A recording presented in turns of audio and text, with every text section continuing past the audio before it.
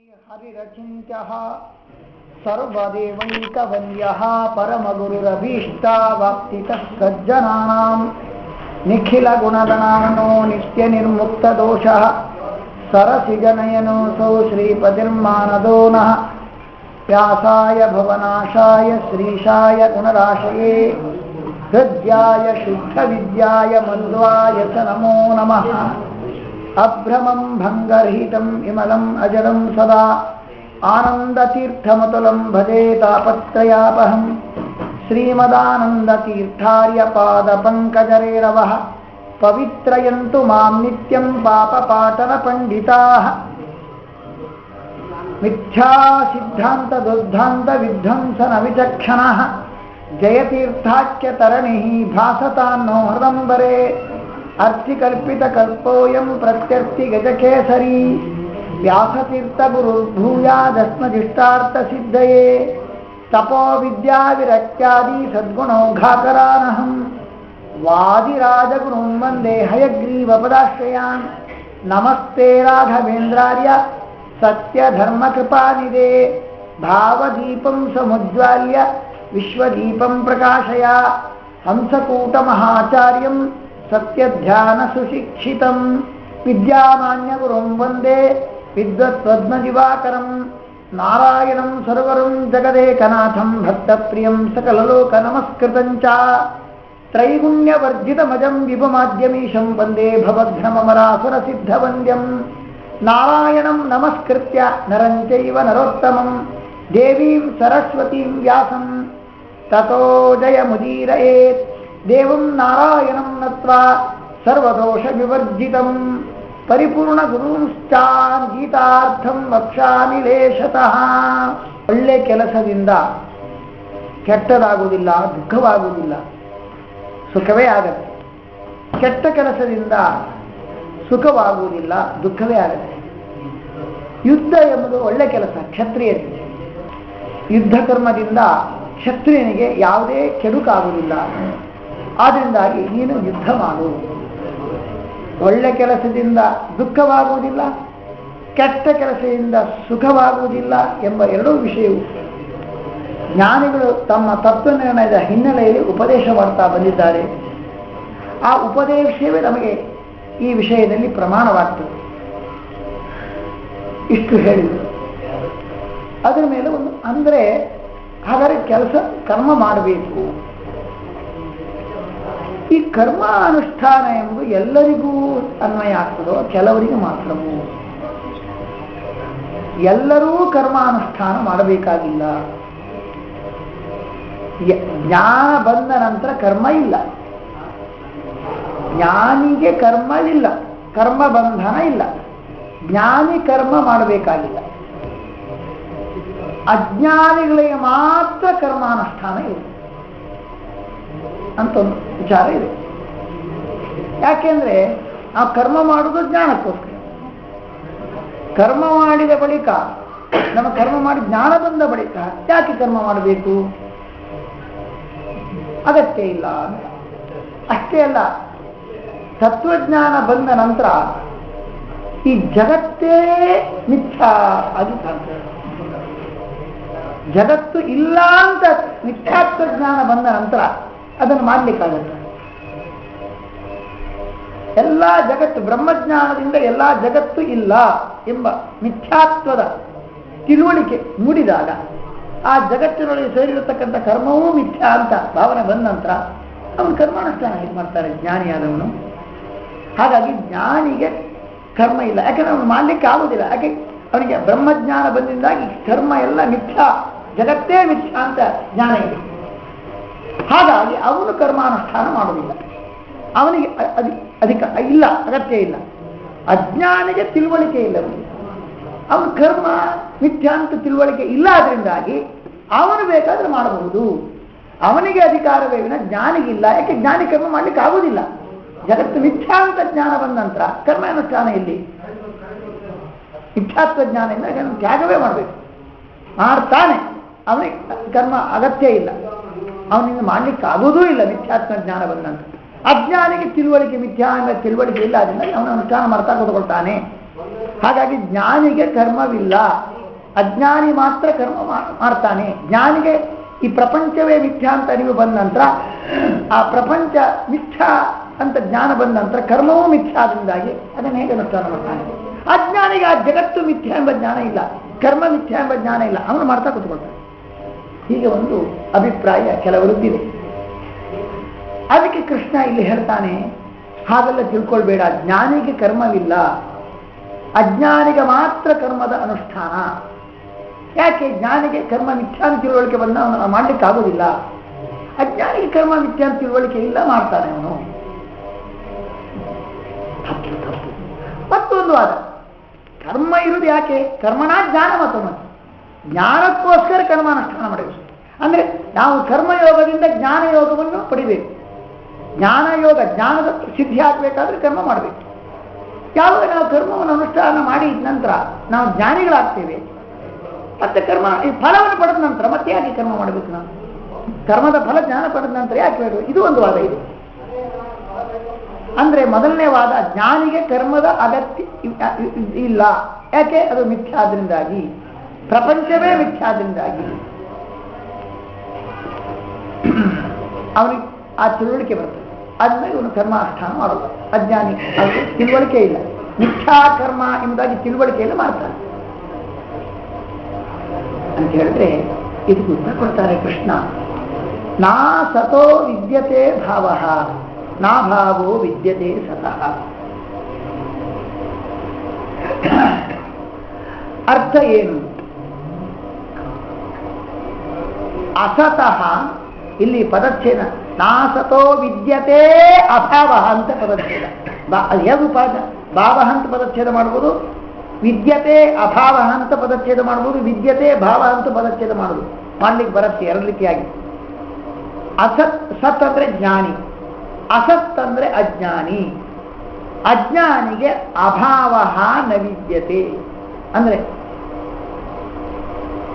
ಅಜ್ಞಾನಿ ಇದ್ದಾನಲ್ಲ, ಸತ್ ಅಂದ್ರೆ ಜ್ಞಾನಿ, ಅಸತ್ ಅಂದ್ರೆ ಅಜ್ಞಾನಿ. ಅಸತ್ ಅನಿಸಿಕೊಂಡ ಅಜ್ಞಾನಿಗೆ ಅಭಾವ ನ ವಿದ್ಯತೆ. ನಿನ್ನೆ ಹೇಳಿದ್ದೇನೆ, ಭಾವ ಅಂದ್ರೆ ಕ್ರಿಯಾ, ಭಾವೋ ಲೀಲಾ ಕ್ರಿಯಾ. ಅಭಾವ ಅಂದ್ರೆ ಅಕ್ರಿಯಾ, ಕರ್ಮಾಭಾವ, ಕ್ರಿಯಾಭಾವ ನ ವಿದ್ಯತೆ. ಅವನು ಮಾಡಲೇಬೇಕು. ಅಜ್ಞಾನಿಗೆ ಅಭಾವ ಇಲ್ಲ. ಅಂದ್ರೆ ಭಾವ ಅಂದ್ರೆ ಕ್ರಿಯಾ, ಅಭಾವ ಅಂದ್ರೆ ಅಕ್ರಿಯ, ಅಕಾರ್ಯ, ಕಾರ್ಯಾಭಾವ, ಕ್ರಿಯಾಭಾವ, ಕರ್ತವ್ಯದ ಅಭಾವ. ಅವನು ಕರ್ತವ್ಯಾಭಾವ ಅವನಿಗಿಲ್ಲ, ಅವನು ಕರ್ತವ್ಯ ಮಾಡಲೇಬೇಕು ಅಂತ ಅರ್ಥ. ಅವನಿಗೆ ಕರ್ತವ್ಯದ ಅಭಾವ ಇಲ್ಲ ಅಂದ್ರೆ ಅರ್ಥ ಏನಾಯ್ತು? ಅಕ್ರಿಯಾ ಇಲ್ಲ, ನಿಷ್ಕ್ರಿಯಾ ಇಲ್ಲ, ಕ್ರಿಯಾಭಾವ ಇಲ್ಲ ಅವನಿಗೆ, ಅವನು ಕ್ರಿಯೆ ಮಾಡಲೇಬೇಕು ಪ್ರಜ್ಞಾನ. ಹಾಗಂತ. ಆದರೆ ಇದು ಹೀಗೆ ಅಕ್ರಿಯಾ. ನಾಭಾವೋ ವಿದ್ಯತೆ ಸತಃ, ಸತಃ ಅಭಾವ ವಿದ್ಯತೆ.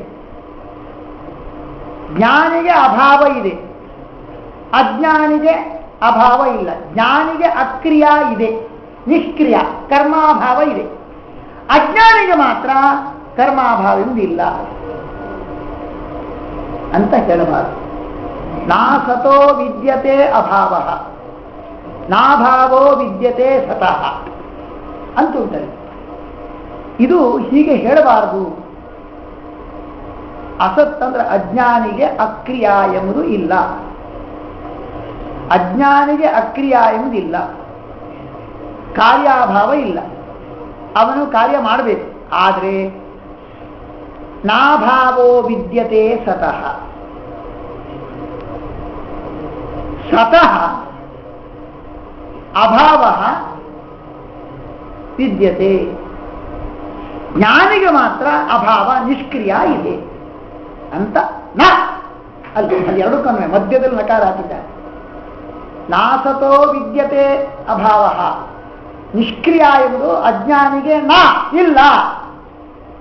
ಸತಃ ಅಭಾವ ಅಕ್ರಿಯ ವರ್ತತೆ ಇದೆ ಇತಿ ನ ಆಗಿರಬಾರದು. ಯಾಕೆ ಮಧ್ಯದಲ್ಲಿ ನಕಾರ ನಂಗೆ ಹಾಕಿದ್ದಾರೆ. ನಾಸತೋ ವಿದ್ಯತೆ ಭಾವ ನಾಭಾವೋ ವಿದ್ಯತೆ ಸತಃ ಅಂತ ಉಂಟು. ಮಧ್ಯದಲ್ಲಿ ಒಂದು ನಕಾರ ಇದೆ, ನಿಷೇಧಾರ್ಥಕವಾದದ್ದು. ಅದು ಆಚೆಗನ್ವಯ ಆಗುತ್ತೆ, ಈಚೆಗನ್ವಯ ಆಗುತ್ತೆ. ಅಸತ್ತಂದ್ರೆ ಅಜ್ಞಾನಿಗೆ ಅಭಾವ, ನಿಷ್ಕ್ರಿಯ, ಅಕ್ರಿಯ, ಕಾರ್ಯಾಭಾವ ಇಲ್ಲ, ಅವನು ಕಾರ್ಯ ಮಾಡಲೇಬೇಕು. ಆದರೆ ಸತಃ ಅಭಾವ ವಿದ್ಯತೆ. ಜ್ಞಾನಿಗೆ ಮಾತ್ರ ನಿಷ್ಕ್ರಿಯ ಕಾರ್ಯಾಭಾವ ಇದೆ. ಅವನು ಕಾರ್ಯಾಭಾವ, ಅವನಿಗೆ ಕ್ರಿಯೆ ಇಲ್ಲ, ಕಾರ್ಯಾಭಾವ. ಅಭಾವ ಅಂದ್ರೆ ಕಾರ್ಯಾಭಾವ, ಕ್ರಿಯಾಭಾವ ವಿದ್ಯತೆ ಇದೆ. ಇತಿ ನ ಹಾಗೆ ಹೇಳಬಾರದು. ಅಂದ್ರೆ ಏನು? ಜ್ಞಾನಿಗೂ ಕ್ರಿಯಾ ಇದೆ, ಅಜ್ಞಾನಿಗೂ ಕ್ರಿಯಾ ಇದೆ ಅಂತ. ಜ್ಞಾನಿಯೂ ಕ್ರಿಯೆಯನ್ನು ಮಾಡಬೇಕು, ಅಜ್ಞಾನಿಯೂ ಕ್ರಿಯೆಯನ್ನು ಮಾಡಬೇಕು. ಜ್ಞಾನಿಗೂ ಕ್ರಿಯಾ ಕರ್ತವ್ಯದ ನಿರ್ಬಂಧ ಇದೆ, ಅಜ್ಞಾನಿಗೂ ಕರ್ತವ್ಯದ ನಿರ್ಬಂಧ ಇದೆ. ಈ ವಿಷಯ ಉಭಯೋರಪಿ ದೃಷ್ಟವಂತ ಸ್ತರಯೋ ತತ್ವದರ್ಶಿಭಿ. ಅಂದ್ರೆ ಜ್ಞಾನಿಗೂ ಕರ್ತವ್ಯದ ಬಂಧನ ಇದೆ, ಅಜ್ಞಾನಿಗೂ ಕರ್ತವ್ಯದ ಬಂಧನ ಇದೆ ಎಂಬ ವಿಷಯ ಜ್ಞಾನಿಗಳು ತಮ್ಮ ಅಂತ ಅಂದ್ರೆ ಉಪದೇಶ ನಿರ್ಣಯದ ಹಿನ್ನೆಲೆಯಲ್ಲಿ ಅವರು ಉಪದೇಶ ಮಾಡಿದ್ದಾರೆ. ತಾವು ನಿರ್ಣಯವನ್ನು ಪಡೆದು ಆ ನಿರ್ಣಯದ ಹಿನ್ನೆಲೆಯಲ್ಲಿ ಉಪದೇಶ ಮಾಡ್ತಾ ಬಂದಿದ್ದಾರೆ. ಹಾಗಾಗಿ ಇಬ್ಬರೂ ಕೂಡ ಮಾಡಬೇಕು. ಅಸತ್ತಾದಂತಹ ಅನಿಸಿಕೊಂಡ ಅಜ್ಞಾನಿಗೆ ಅಭಾವ, ನಿಷ್ಕ್ರಿಯ, ಕಾರ್ಯಾಭಾವ ಇಲ್ಲ, ಅವನು ಕಾರ್ಯ ಮಾಡಬೇಕು. ಸತಃ ಅಭಾವ, ಜ್ಞಾನಿಗೆ ಮಾತ್ರ ಕ್ರಿಯಾಭಾವ, ಕಾರ್ಯದ ಅಭಾವ, ಕ್ರಿಯಾಭಾವ. ಅಭಾವ ಅಂದ್ರೆ ಕಾರ್ಯಾಭಾವ, ಕ್ರಿಯಾಭಾವ ಎಂಬುದಾಗಿ ಇಲ್ಲ ಇಲ್ಲ ಹಾಗೆ ಹೇಳಬಾರದು. ಜ್ಞಾನಿಗೂ ಮತ್ತು ಕ್ರಿಯಾ ಇದೆ, ಅಜ್ಞಾನಿಗೂ ಕ್ರಿಯಾ ಇದೆ.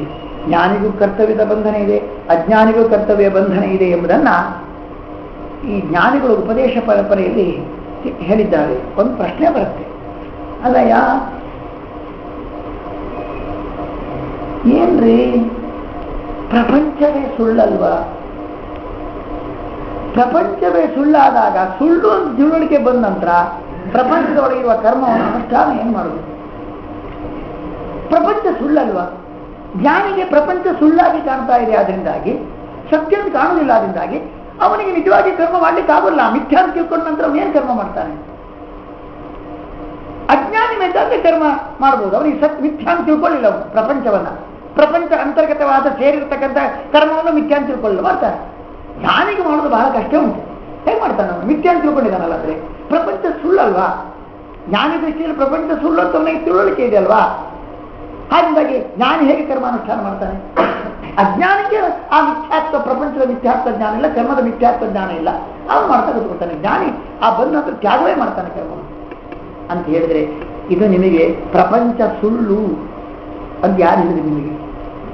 ಪ್ರಪಂಚ ಸುಳ್ಳು ಅಂತ ಆಗಿದ್ರೆ ಜ್ಞಾನಿಗೆ ಪ್ರಪಂಚ ಸುಳ್ಳು ಅಂತ ತಿಳುವಳಿಕೆ ಬರ್ತದೆ. ಬ್ರಹ್ಮಜ್ಞಾನ ಬಂದಾಗ ಆವಾಗ ಅವನು ಮಾಡೋದಿಲ್ಲ, ಮಾಡ್ಲಿಕ್ಕೆ ಆಗಲ್ಲ. ಸುಳ್ಳು ಅಂತ ಮಾಡುವುದಂತ ಬರ್ತದೆ.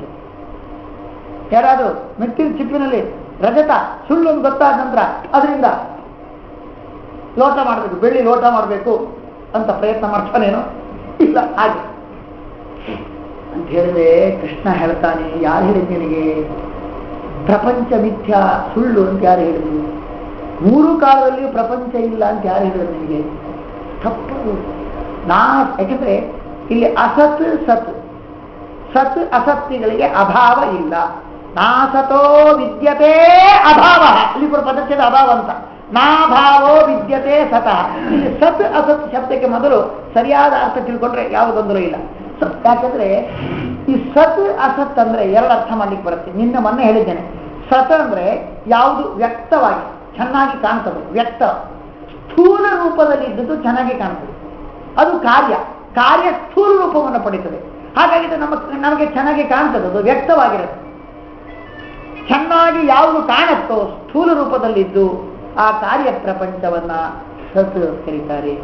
ಆದರೆ ಕಾರಣ ಯಾವಾಗಲೂ ಸೂಕ್ಷ್ಮ ರೂಪದಲ್ಲಿರುತ್ತೆ, ಅದು ವ್ಯಕ್ತ ಅಲ್ಲ. ನಮ್ಮ ಕಣ್ಣಿಗೆ ಅದು ಕಾಣುವುದಿಲ್ಲ, ಅದು ವ್ಯಕ್ತವಲ್ಲ, ಸೂಕ್ಷ್ಮ ರೂಪದಲ್ಲಿರುವುದರಿಂದಾಗಿ.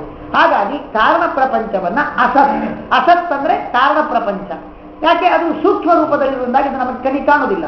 ಆದ್ದರಿಂದಾಗಿ ಅದು ಅವ್ಯಕ್ತವಾಗಿದ್ದು ಅದನ್ನ ಕಾರಣವನ್ನ ಅಸತ್ ಅಂತ ಕರೀತಾರೆ ಶಾಸ್ತ್ರದಲ್ಲಿ. ಈ ಕಾರ್ಯ ಸ್ಥೂಲ ರೂಪವನ್ನು ಪಡೆದ್ರಿಂದಾಗಿ ಅದು ಸತ್, ನಮ್ಮ ಕಣ್ಣಿಗೆ ಕಾಣುತ್ತೆ. ಆದ್ರಿಂದಾಗಿ ಆ ಕಾರ್ಯ ಪ್ರಪಂಚವನ್ನ ಸ್ಥೂಲ ರೂಪವಾಗಿರುವುದಾಗಿ ಅದನ್ನು ಸತ್ ಅಂತ ಕರೆದು. ಹಾಗಾದ್ರೆ ಸತ್ ಅಂದ್ರೆ ಕಾರ್ಯ ಪ್ರಪಂಚ, ಅಸತ್ ಅಂದ್ರೆ ಕಾರಣ ಪ್ರಪಂಚ. ಇದೆರಡಕ್ಕೆ ಅಭಾವ ಇಲ್ಲ. ಇಲ್ಲ ಯಾರು ಹೇಳಿದ್ ನನಗೆ? ನಾಸತೋ ವಿದ್ಯತೆ ಅಭಾವ. ಅಸತ್ ಅಂದ್ರೆ ಸೂಕ್ಷ್ಮವಾಗಿರ್ತಕ್ಕಂಥ ಕಾರಣ ಪ್ರಪಂಚಕ್ಕೆ ಅಭಾವ. ಹಿಂದೆ ಇರಲಿಲ್ಲ, ಈಗ ಇರುವುದಿಲ್ಲ, ಇನ್ನು ಮುಂದೆಯೂ ಇರುವುದಿಲ್ಲ. ತ್ರಿಕಾಲದಲ್ಲಿ ಅದು ಇಲ್ಲ. ತ್ರೈಕಾಲಿಕ ನಿಷೇಧ, 3 ಕಾಲದಲ್ಲಿಯೂ ಇಲ್ಲ ಅದರ ಅಭಾವ ಎಂಬುದಾಗಿ ಇಲ್ಲ. 3 ಕಾಲದಲ್ಲಿಯೂ ಪ್ರಪಂಚ ಇಲ್ಲ ಅಂದ್ರೆ ಕಾರಣ ಪ್ರಪಂಚ ಇಲ್ಲ. ಅಸತಃ ಅಂದ್ರೆ ಕಾರಣಕ್ಕೆ ಅಭಾವ. 3 ಕಾಲದಲ್ಲಿಯೂ ಕೂಡ ನಿಷೇಧ ಎಂಬುದು ಇಲ್ಲ. 3 ಕಾಲದಲ್ಲಿ ನಿಷೇಧ ಆಗಿಬಿಟ್ರೆ ಅದು ಸುಳ್ಳು ಅಂತ ಅರ್ಥ, ಮಿಥ್ಯ ಅಂತ ಅರ್ಥ. ಅದಿಲ್ಲ, ಅದಿದೆ, ಅದರ ಅಭಾವ ಇಲ್ಲ. ಹಾಗೆ ನಾಸತೋ ನಾಭಾವೋ ವಿದ್ಯತೆ ಸತಃ. ಕಾರ್ಯಪ್ರಪಂಚಕ್ಕೂ ಕೂಡ ಅಭಾವ ಎಂದು ಹಿಂದೆ ಇರುವುದಿಲ್ಲ, ಹಿಂದೆ ಇರಲಿಲ್ಲ, ಈಗ ಇರುವುದಿಲ್ಲ, ಇನ್ನು ಮುಂದೆಯೂ ಇರುವುದಿಲ್ಲ ಅಂತ. ತ್ರೈಕಾಲಿಕ ನಿಷೇಧ ಅಭಾವವೂ ಇರುವುದಿಲ್ಲ. ಅಂದ್ರೆ ತ್ರೈಕಾಲಿಕ ನಿಷೇಧ ಅಂದ್ರೆ ಮಿಥ್ಯಾತ್ವ, ಅದು ಇಲ್ಲ. ಕಾರಣ ಪ್ರಪಂಚಕ್ಕೂ ತ್ರೈಕಾಲಿಕ ನಿಷೇಧ ರೂಪವಾದ ಮಿಥ್ಯಾತ್ವ ಇಲ್ಲ, ಕಾರ್ಯಪ್ರಪಂಚಕ್ಕೂ ತ್ರೈಕಾಲಿಕ ನಿಷೇಧ ರೂಪವಾದ ಮಿಥ್ಯಾತ್ವ ಇಲ್ಲ. ಹೌದಾ? ಯಾರು ಹೇಳಿದ್ದು? ನಾವು ಇದೆ ಅಂತ ಹೇಳ್ತೇವೆ, ನೀವಿಲ್ಲ ಅಂತ ಹೇಳ್ತೀರಿ. ಸಾಮಾನ್ಯ ಜನರು ಹೇಳಿದ್ರೆ ನಾವು ನಂಬೋದಿಲ್ಲ, ಆದರೆ ಜ್ಞಾನಿಗಳೇ ಇದನ್ನು ಹೇಳ್ತಾರೆ. ಕಾರ್ಯಪ್ರಪಂಚಕ್ಕೆ ಮಿಥ್ಯಾತ್ವ ಇಲ್ಲ ಎಂಬ ವಿಷಯ, ಕಾರಣ ಪ್ರಪಂಚಕ್ಕೂ ಮಿಥ್ಯಾತ್ವ ಇಲ್ಲ ಎಂಬ ವಿಷಯ ಜ್ಞಾನಿಗಳು ಹೇಳ್ತಾರೆ. ಜ್ಞಾನಿಗಳ ಉಪದೇಶ ಪರಂಪರೆ ಇದೆ, ಅವರು ನಿರ್ಣಯ ಮಾಡ್ಕೊಂಡು ಹೇಳ್ತಾರೆ. ಅವರ ಉಪದೇಶ ಇದೆ ಅಂತಂದ್ರೆ ಉಪದೇಶ.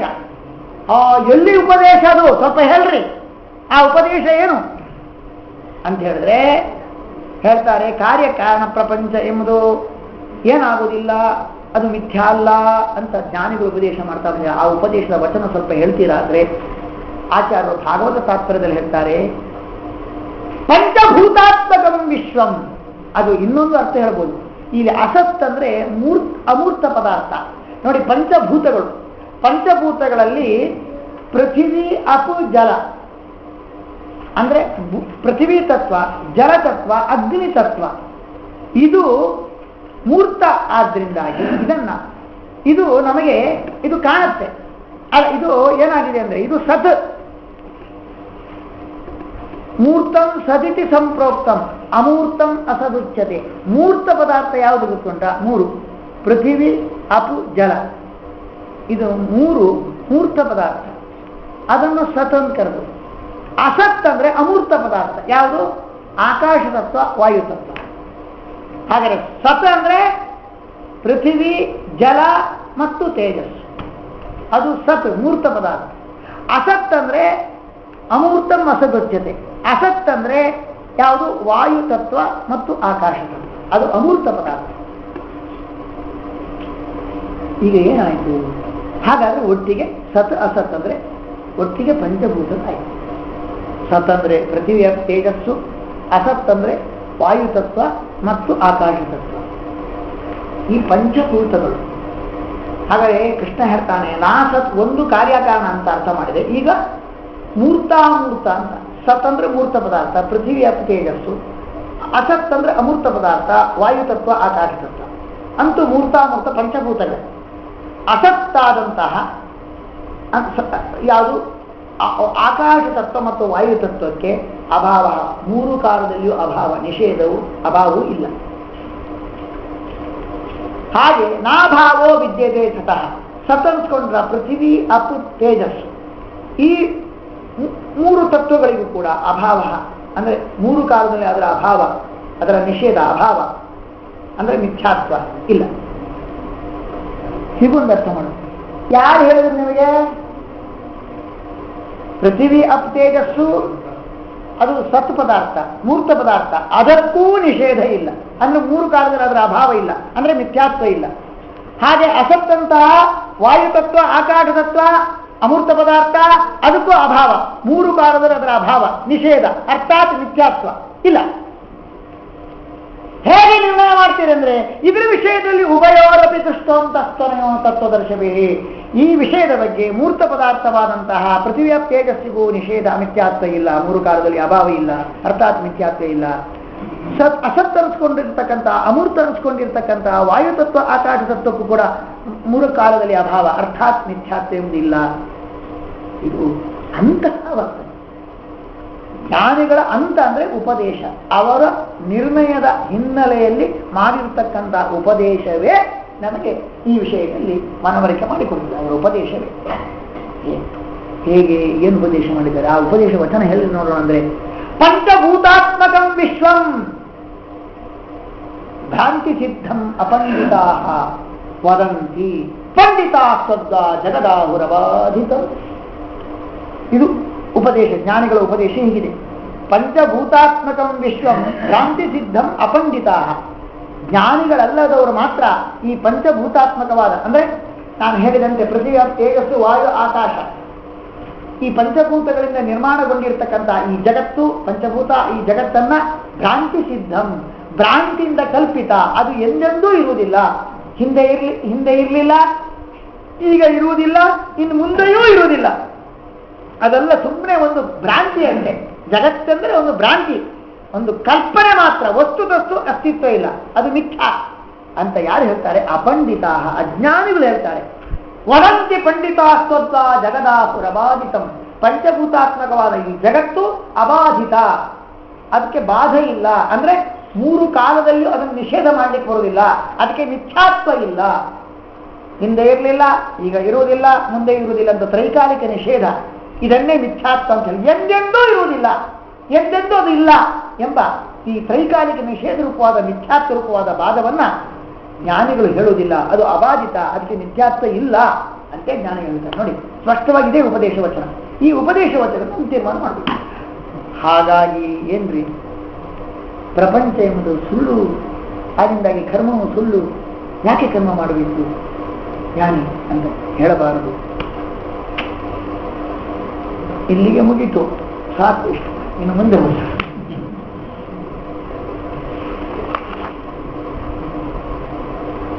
ಈಗ ಮುಂದೆ ನಿನ್ನೆ ಇಷ್ಟೊತ್ತರ ಹಿಂದೆ ಬಂದದ್ದು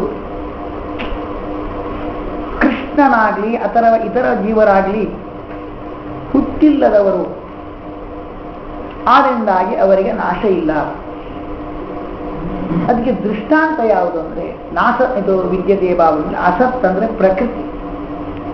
ಈ ಜಗತ್ತಿಗೆ ಸೂಕ್ಷ್ಮ ರೂಪದಲ್ಲಿ ಕಾರಣಭೂತವಾದದ್ದು, ಉಪಾದಾನ ಕಾರಣ ಅನಿಸ್ಕೊಂಡದ್ದು ಮೂಲದ್ರವ್ಯ ಪ್ರಕೃತಿ. ಅದಕ್ಕೆ ಅದಕ್ಕೆ ಅದಕ್ಕೆ ಹುಟ್ಟಿಲ್ಲ. ಅಭಾವ ಅಂದ್ರೆ ಪ್ರಾಗಭಾವ ಅಂದ್ರೆ ಹುಟ್ಟಿಲ್ಲ. ಆದ್ರಿಂದ ಅದು ಹೇಗೆ ನಾಶವಾಗುವುದಿಲ್ವೋ ಹಾಗೆಯೇ ಕೃಷ್ಣನಾಗ್ಲಿ ಇತರ ಜೀವರಾಶಿಗಳಾಗ್ಲಿ ಅವರು ಹುಟ್ಟಿಲ್ಲದವರು, ಅವರಿಗೆ ಪ್ರಾಗಭಾವ ಇಲ್ಲ, ಅವರು ಹುಟ್ಟಕ್ಕಿಂತ ಮೊದಲು ಅಭಾವ ಅದಿಲ್ಲ, ಅಂದ್ರೆ ಅವರು ಹುಟ್ಟಿಲ್ಲ, ಆದ್ರಿಂದಾಗಿ ನಾಶ ಇಲ್ಲ.